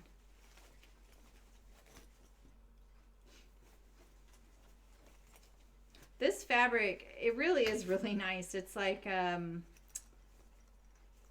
it's kind of just it's got a really nice texture to it. It's got a really nice feel to it, and it really makes your stuff, like the fabric quality, you can tell like it's there. You know, I don't know, it just looks nice.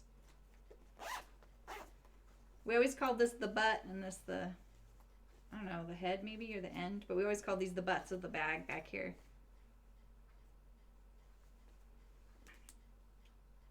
This is pretty cute. It's very soft. I didn't put any, you know, interfacing in there. The other pain I remember about these bags was folding them into fabric. It's very easy. I think this is how we did it. No, this is how we did it. I think Brooke came up with the way we folded it because I showed up for a show and I had like a whole bin of these to sell, and they were all only turned right side out, and there was this massive pile of a mess, and we sat there in the hotel room folding them, and she actually came up with this way to fold them because then I could still hang it on a hook. No, it didn't, Megan, but I changed mine by the size of the height of the sides. And then when I did my dog one, that was the big oval, I actually just added a section in the middle and kind of just took those, you know, circles on the ends and then added a section in the middle. And it looks more like a pill, you know. So, Star Wars fabric. So speaking of the poof, that's what I have last. I have these two liners. I've got my poof right here. One of them. I've made three so far. So this is the one I made, and what I did was I put all those sections together and made one piece of fabric. I think I cut it in two so that you used less fabric. Didn't I? Where's the seam? There's no seam. It's seamless. Oh, here's the seam. Yeah, and there's the seam. I actually got the fabric, the color to continue perfectly, so I couldn't see the seam, and I could not see that seam. And then for the others, but look at that point. Look at the point. Look how good I did that. That method worked really good. This has like a duvet in it. a comforter actually.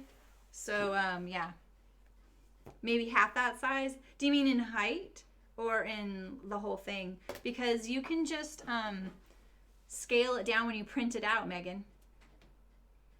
So what I would do is measure across the pattern pieces and then figure out how big you want yours. Be like, okay, I want mine 12 inches, and then take the number you want it to be. Now say the actual poof is 18 inches across and you want yours 12. I think if you just do 12 divided by 18, you'll find out the percentage that it is. And then you can just take that percentage and put it in your printer dialog box. See, I know a few maths. And then you can print it out at that scale. And then that way you can have a smaller one. And it should just work. You'll just need a shorter zipper. Oh, that would be cool.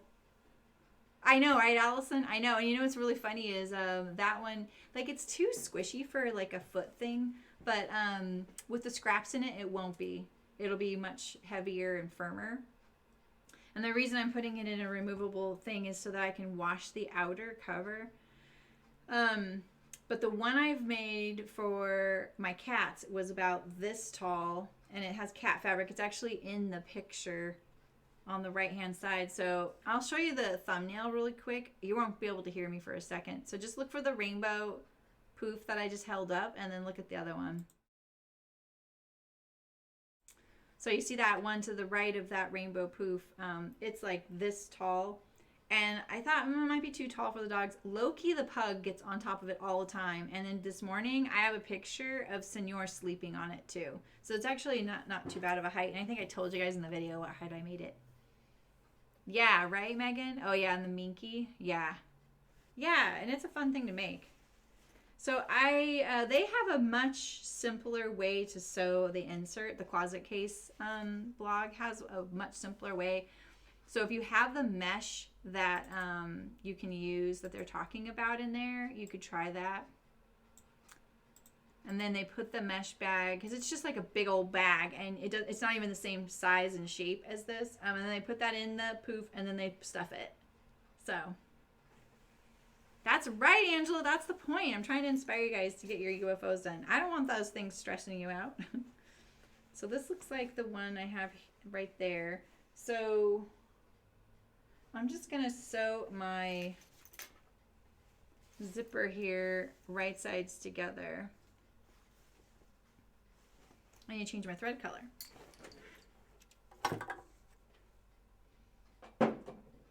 I don't think I've sewn one of the poofs exactly the way they had it on there, but the only change I made would be easy to figure out because I just didn't piece the sides together. I'm trying to use like the fabric I had on hand. Using that pink fabric for my floor poof though, you know, yeah, that is the one. I stole it from, had stolen it from that fat quarter pile, and that's the fat quarter pile I'm using for this jelly roll quilt. So I got it, but it's a piece together a little bit.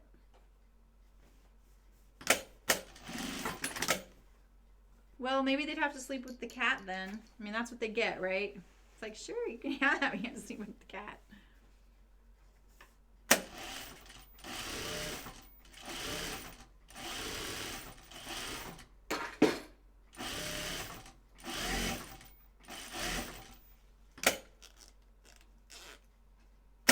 I think, Eliza, was it you that made one of these?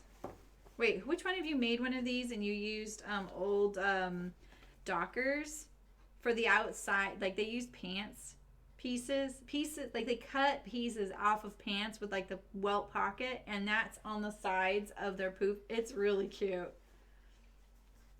You could put like your TV remote, you know. All right, so I'm just sewing my zipper right sides together. Actually think,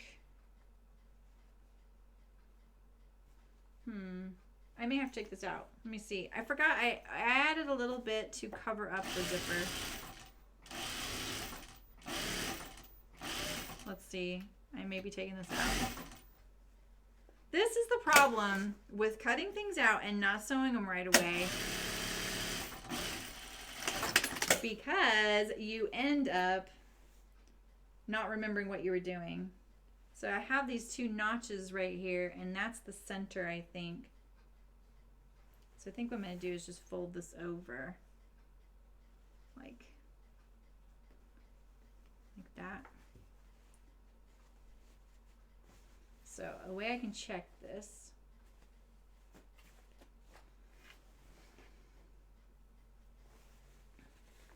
is I have the top here. We'll just lay it on top. Oh, there's a notch right there, so we'll use that notch for the center. And the center right there. Oh, there's notches all the way around. This is great. Okay.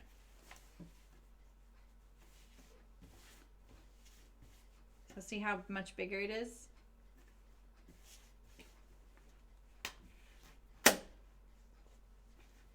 So let's see if I do, where's that notch? There's that notch. If I go like to there, let's see, like that and like that. You don't really need a cover for the zipper on the inside of your poof. Yeah, that'll work. Let's see, I'm actually gonna do that and then I'm gonna pull it apart there. That's how much I need to overlap it. Just like that.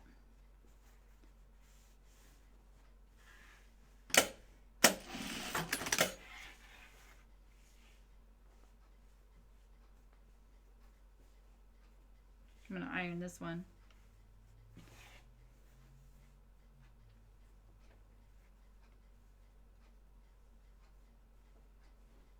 How much did I? Let's do that.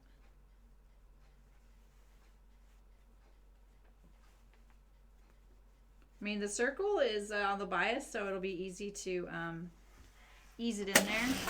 There we go. Phew.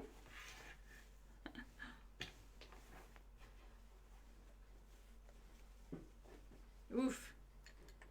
That bag might take a little bit more than that fabric, than fat quarters, Walter. Unless you're willing to use both fat quarters for the outer. It takes quite a bit of fabric.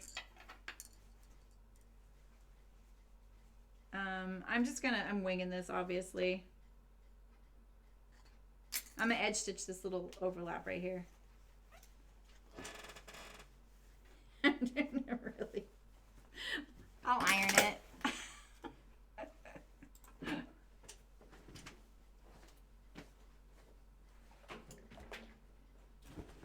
Look at all these projects I finished. It's pretty cool.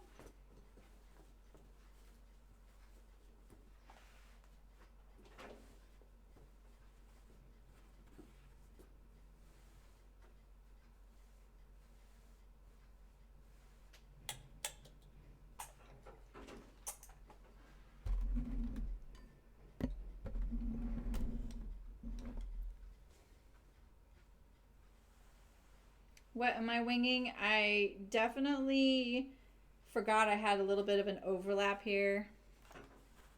And I probably should have sorted that out before I sewed it to the zipper. And I was going to wing it, and I was like, yeah, let's not wing it. Let's actually top stitch that down so that I know it's straight. You know?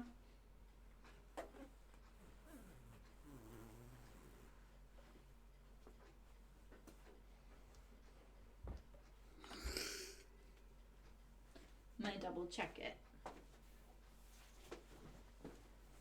Yes, it would be enough for that, Walter. Fat quarter for the project bag.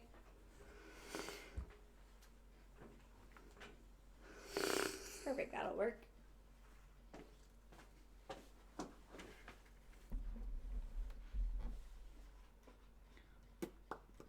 What fabric base did you get? What'd you decide on? Did you get a heavier fabric or like a poplin? Curious.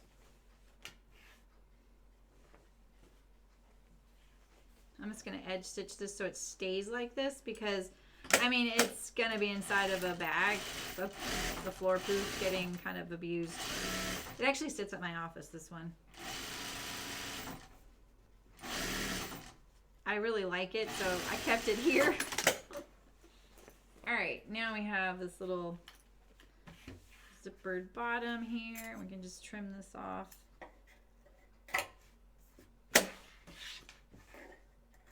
I just use the same pieces that you get in the proof pretty much to make the insert.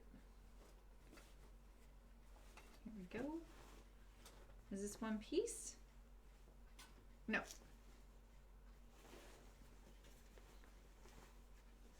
Wait, Baby Yoda leather. Wait, what is Baby Yoda leather? I mean, it's not leather made from a Baby Yoda, right? Because we're going to have to have words if that's the case.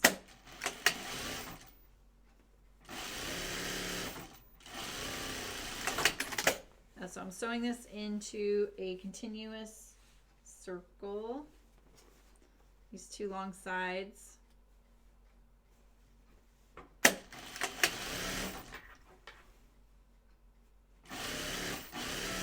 For this liner, I mean, like my selvage might end up showing, and that's totally fine. What's the seam allowance on this thing?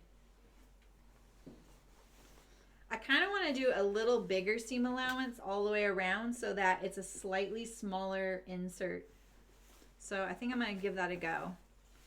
I'll let you know how it goes. Okay, so I'm going to match my seams to actually I made notches here, here, here, and here, but I'm not going to trust those since I've kind of moved around where that center is. The zipper is probably actually the center, but I'm just going to go by this right here. This notch here.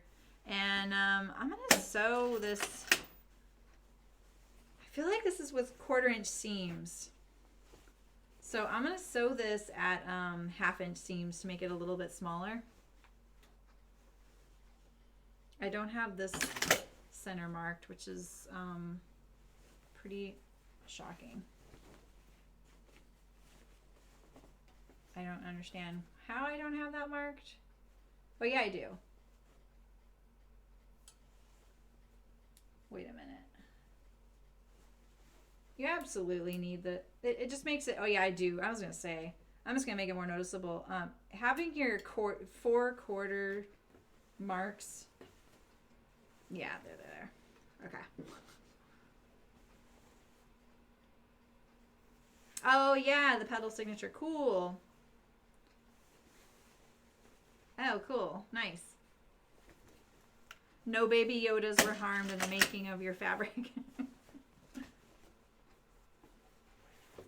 Did you do anything for May 4th, Megan?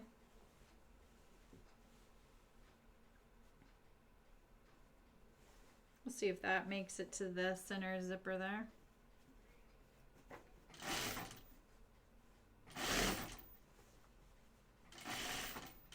Now you could sit there and pin your circle, like your straight to your circle, but I actually think that it won't be as hard as you think it is to put it on there. Just make sure you make your 1/4 marks, you know, like make it to those spots. You should be okay. And remember that, like, especially for those insert, you're not going to see it. Mine's probably not going to sew that great together because I monkeyed around with that zipper placement. I should have started with the other top so that I knew it would work. My seam allowance is a little bit shifting there just so I can make it work.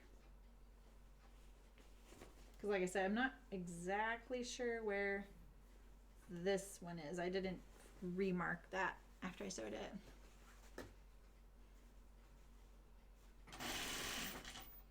It's Rayanne's birthday on May 4th, so I got to wish her a May the 4th be with you.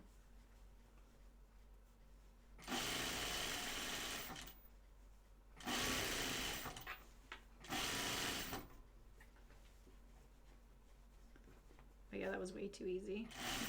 Can I make it? If you get a few tucks in your insert, I don't think it's a big deal, but ooh, I really didn't make it on this one. This side was so easy. No wonder.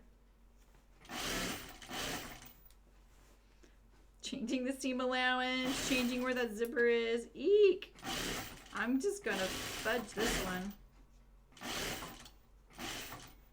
It's just my, oops, wait, my seam allowance. It's just my poof. Okay. Let's make sure we have all 4. There's one. There's one. Okay, we got them.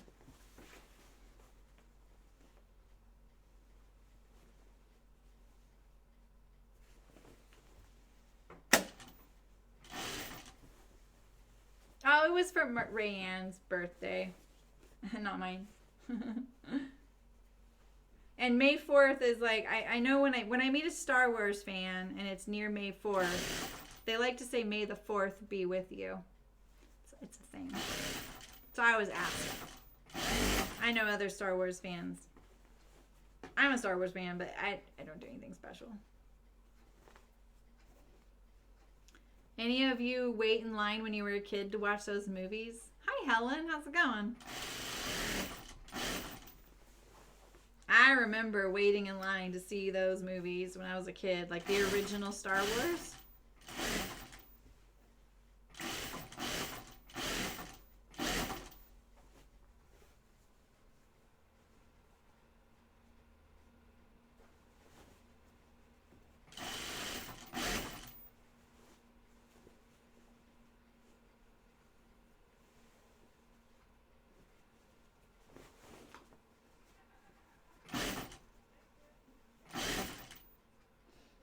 I can tell my allergies are starting to bug me. My throat's been weird. We all know what that means. Revenge of the 5th! Yes! That was yesterday.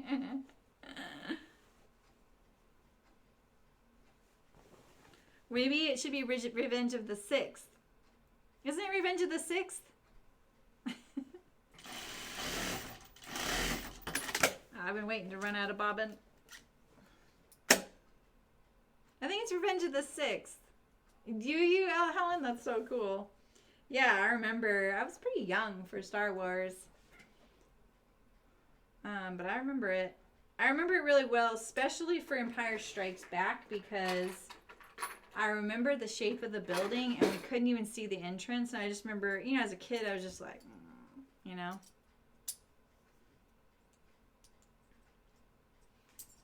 Ooh, almost dropped it. Every time I catch something with my knees, I always think of Huckleberry Finn. Revenge of the 6th.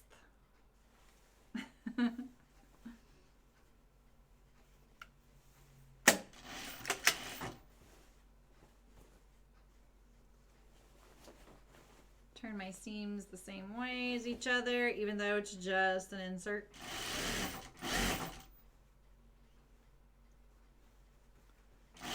When I added that blanket to Molly's bed to make it a little softer, I pulled out all of the fabric scraps I had in there. Ooh, this is a little tight. Ooh, I did not get my tops on here very good, did I? I shouldn't have monkeyed around with it. But I pulled out all those fabric scraps in my living room and almost regretted it. Oof, look at this big old I'm going to put a big old tuck in this. Have you ever seen me do something like that? Now you have. Oh, nice, Helen. I'm a May baby too. All right, so then this will go inside my rainbow poof down there, and then I'll fill it when it's inside there. All right, so I have one more. This is my last thing to sew today. I did pretty good. I got all my things done.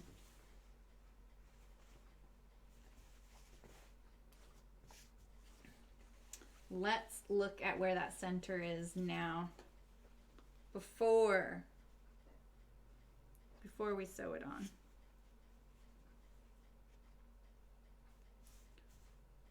Okay, so that really is the This is the center mark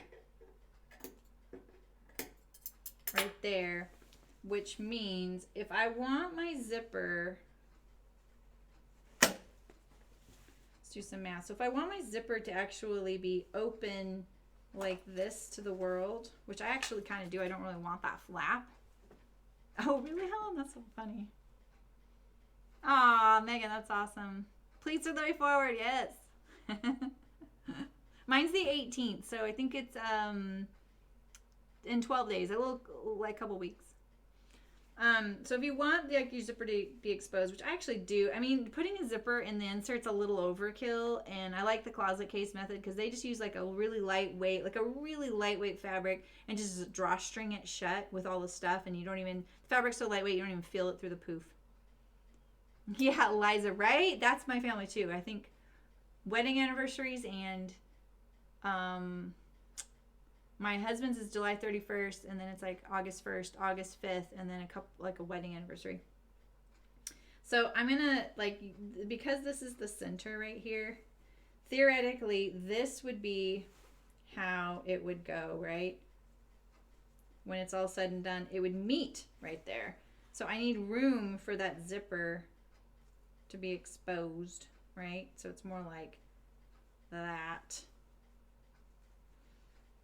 So if this is the center where it's the zipper, I really just need to take off a little bit extra. So I think I'm gonna go a 1/4 inch to the right of that center notch.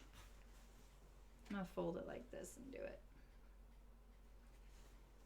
When I'm trying to get a nice parallel line, I will do it like this. I'll do it in half like this. And then I start folding it up on itself like this to see if I can try and stay parallel best I can. Like that. It's not perfect, but it is pretty good if you're not needing to replicate this again. You're just doing it as a one-off.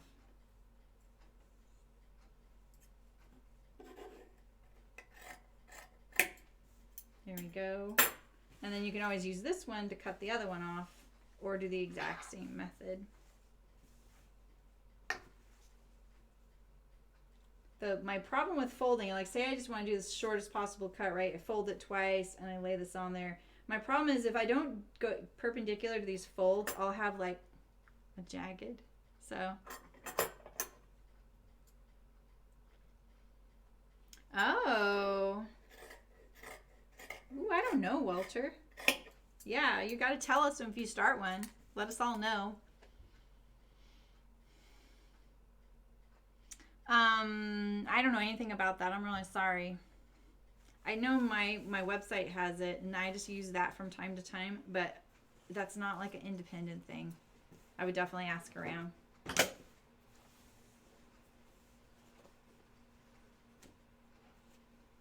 Oh, August 808. Aw, that's pretty cool. 80808. My daughter was born on my half birthday. So every year when she was little, I would take her to, there was this place in Arcata called, it's still there, called Barnes Drugs. And it was like a little place where you could get prescriptions filled, like a family run place. But they had the most amazing stuffed animal collection to buy from. Not collection, but for sale. Because you know how sometimes those places are like gift stores as well, like the old school like drugstores and stuff. They had such great kids stuff there. And so it was like our little tradition when she would pick out a new stuffed animal on her half birthday. And I remember when she started growing out of that, we were both kind of like, what a bummer, you know? Like, she's like, I don't really need more stuffies.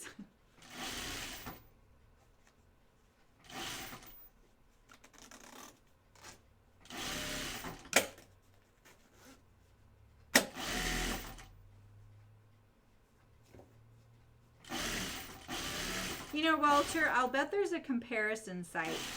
I would think about what your goals are. Who are you asking for about the pattern, Michelle?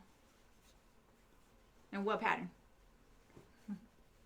I know, those types of stores are really good. All right, right, same thing. This one goes in that cat one. I never made one for the dog bed when it really needs one. It's the only one that I put scraps in so far. Maybe this needs to be... This was the thing I was struggling with, right? I had too much of that. Oh, well. I think this is going to go a lot better because I actually followed the more like this, the right size on the top there. So...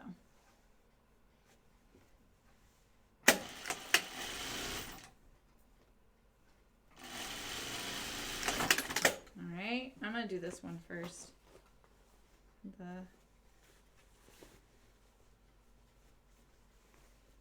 Yeah, I think when I made Molly's, I was starting to make the mask, so I had a lot of scraps, and I was like, ooh, cool.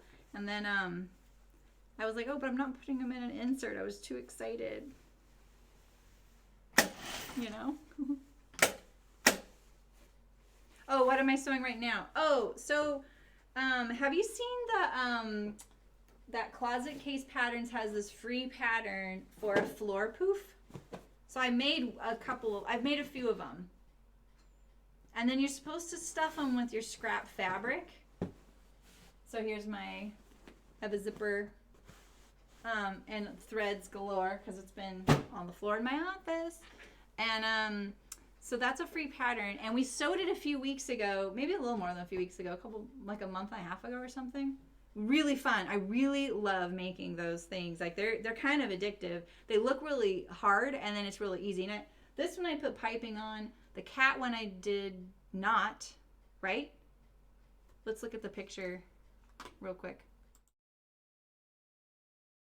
I did put piping on that cat one. The dog one I didn't do on camera, but I didn't put piping on it.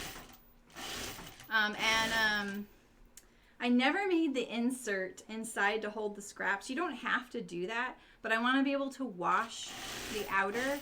And if you're filling it with scraps, that's kind of a nightmare to unload before you do a load of laundry. You know, you'd have this big old pile of your fabric scraps, and there's like half sewn samples in there. I mean, it is... Someone was saying earlier that they have like a graduation gown in theirs. So mine right now are stuffed with bedding that we don't use, except for the dog bed. And so I have enough scraps now, and I never made the insert on the stream because I think I was just done for the day. And that's what I'm doing right now. So the pattern is free, and it's on the Closet Case Patterns website. Just Google it. It might be in their blog. You might have to sign up for their newsletter too. Oh, that's cute, Ellen. Pictures and description, a place where I can send people for that. Yeah, right, Walter, that's great. Newsletters are work. Yeah, in fact, I haven't sent one out for a while. I bet all my former Chicken Boots customers are really glad. I never sent them very often, but I probably should send one out for Me Made May, huh? I'm my worst promoter. I spend so much time working on the stream and patterns and making thumbnails. It feels like I'm constantly doing that stuff. Look at this one's going together way better. Look at this. Perfect. Perfect. Let's see if my zipper side is going to go in as good. So I think I'm going to edge stitch this zipper real quick because I don't want that to creep into the zipper.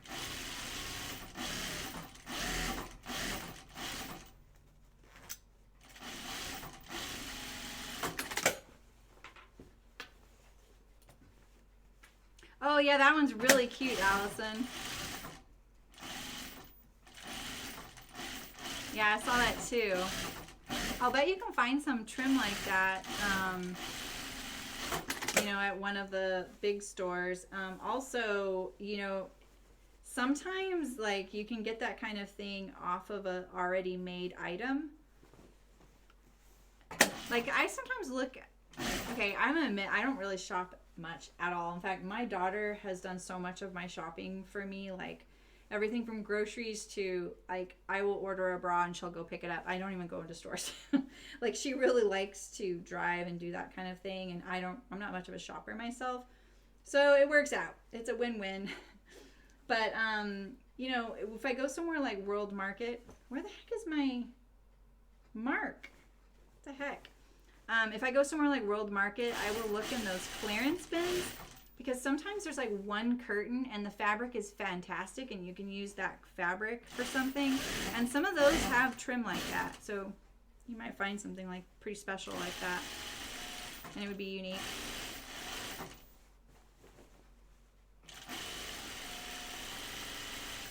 It's kind of nice to be able to make your own dog bed so it kind of matches your house, or maybe, I don't know, it's nice that you can use it for your scraps. Oh, I'm not making it. I should have checked that. I distracted myself.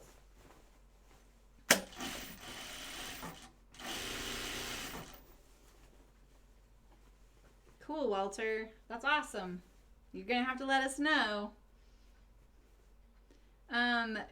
If you're a knitter, Walter, do you use Ravelry?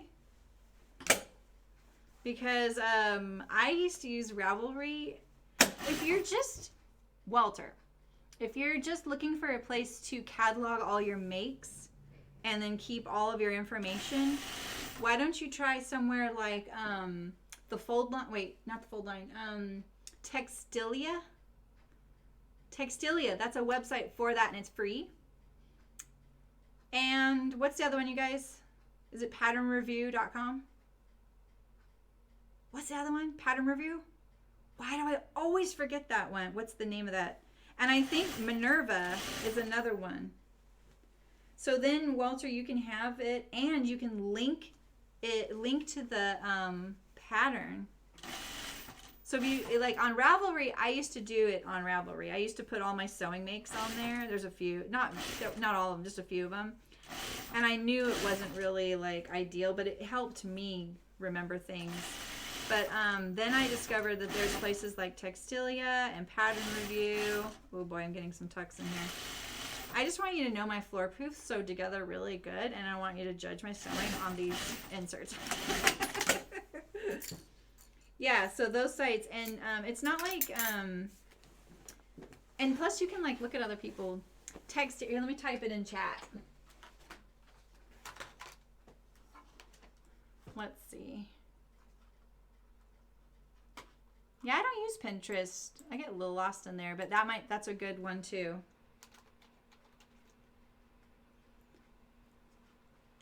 Yeah, and Pattern Review. Let me find, I really like Textilia. I like them both. Here you go. And patternreview.com, right? That's what it's called, right, guys? Let me make sure that's the one. Yeah. And that one looks very commercial.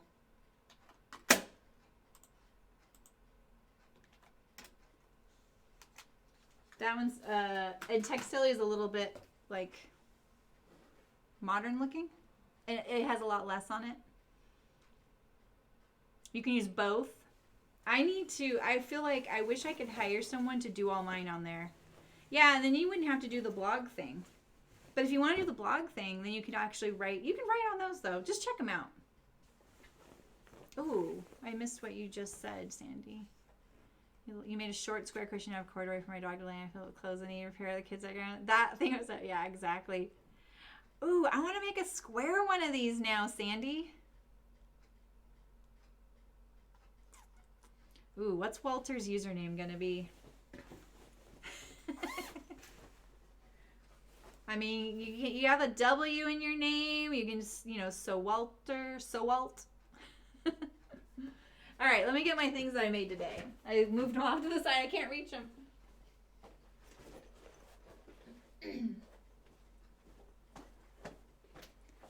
All right, so we made the Chicken Boots project bag, which is my pattern, without a document pocket because I somehow stole that. We made a clear boxy bag and a fabric one, and we made the inserts for my poofs, and then So my to-do list just got really low. So thanks, guys. And then tomorrow I'm going to be sewing the Caroline pajamas by Closet Case Patterns. I sew a lot of their stuff lately. I sound like a poster child for them. But so I just want to illustrate like what I'm doing different because I did this before. And so I had this fabric. I know it's kind of crazy to look at on camera. This is a woven. So it's a woven, and I made these Caroline Pajama Bottoms on camera. I did use like a piping that's not filled. And then I also made the top, but I made it in a knit in the same print, but I made the top in knit. And then I kind of did it like this baseball jersey style with the flat piping right here around the neck facing. I literally pull these out of my jammy drawer, so I haven't ironed them or anything. I put the trim there. I'm going to make a short sleeve version of these. I'm going to start with the bottoms tomorrow. And then the top on Saturday. So I love that moth fabric. I don't know if you ever had a chance to look at that gal's fabric designs, Eliza, but she does all kinds of things like that. It's so incredible. Yeah, so that's what I'll be doing tomorrow. And I'll be doing the piping again with no piping inside of it, so it'll just be a flat fold. I'm trying to think what else. The Caroline pajama videos I've done get some of the most views of anything I have ever sewn. I do not know why. That and the Audrey jean jacket and the ginger jeans. And I never look at those stats. But sometimes when I'm sorting my videos looking for something else, like I'll be looking at when I did something so I can refer it, or I'll link to a video of users like, hey, you know, that you didn't sew it the right way, you know, like I want to look at it this way. I'll be like, oh, I have sewn it the right way. You can look at this video. I will sometimes see those stats, and I'm always shocked by the Caroline pajamas being one of the top ones. So we may have a few extra people here tomorrow because it seems like that's something people really like to sew. And unfortunately, I'm not sewing them like the pattern, but it'll still be a fun sew through. And I'm excited to have a short sleeve pair of jammies because when did I sew those? Last year? Yeah, so those are my last two things that are cut in my bins. Get on my level. No, I'm just teasing. So anyway, should be fun. All right, so that wraps it up. 2.5 hours, I got a lot done. Not bad. I was ready. I kind of pulled them all out yesterday, looked at what, if I had all the findings and everything. I feel like that's the thing. Like if you have those piles in your corners of your room and you're just like feeling guilty that you're cutting out something new, I do that too. If you're feeling guilty that you're not sewing someone else's thing, this is my recommendation. Just get it out. Just look at it. That's all. I always do this for myself because I sit there and I'll be like, I need to do that. I need to do that. I need to do that. And then finally I'll just get up and I'll just get the bin and I'll look at it. And that's all you should do. Because that way you can assuage yourself of a little guilt. And then you're kind of like, I don't know, it kind of breaks the ice with that project and you don't have that guilt associated with it, which for some reason pushes me away from it. And you might dive right in, or you might just go, oh, that's right, I need to do this, or just pull out the pieces, you know, that's my recommendation. Or you know what? Get rid of it. Nothing should be stressing you out in your sewing room like that. You know what I mean? Because I have plenty of those things. You just gotta get rid of it. So, yeah, that's right, because it has that kind of collar, and mine doesn't have that. Thanks, Terry. Only 6 on the collar. You guys are so awesome. You guys have been really good at liking the video. Thank you so much. I appreciate that. I've been noticing that you do that. Now that I know it helps, I really wish I would have been saying that. So I've been actually liking some of my videos when I see them and trying to get them up. Hi, Serena. You want your jogger to wear now. Nice. Sandy. Oh my God. All right. Well, I also got a donation from SK1978 a few days ago. Thank you so much for that. I saw it in PayPal and I didn't recognize the name and I thought it was an error, and I finally saw the donation. So I really appreciate that. It was awesome. I don't think I can play the alert. Let's see. There it is. We get to see the dancing donut. Awesome. Thank you. All right, you guys. Hide them in the poof. That is such a good idea, Angela, right?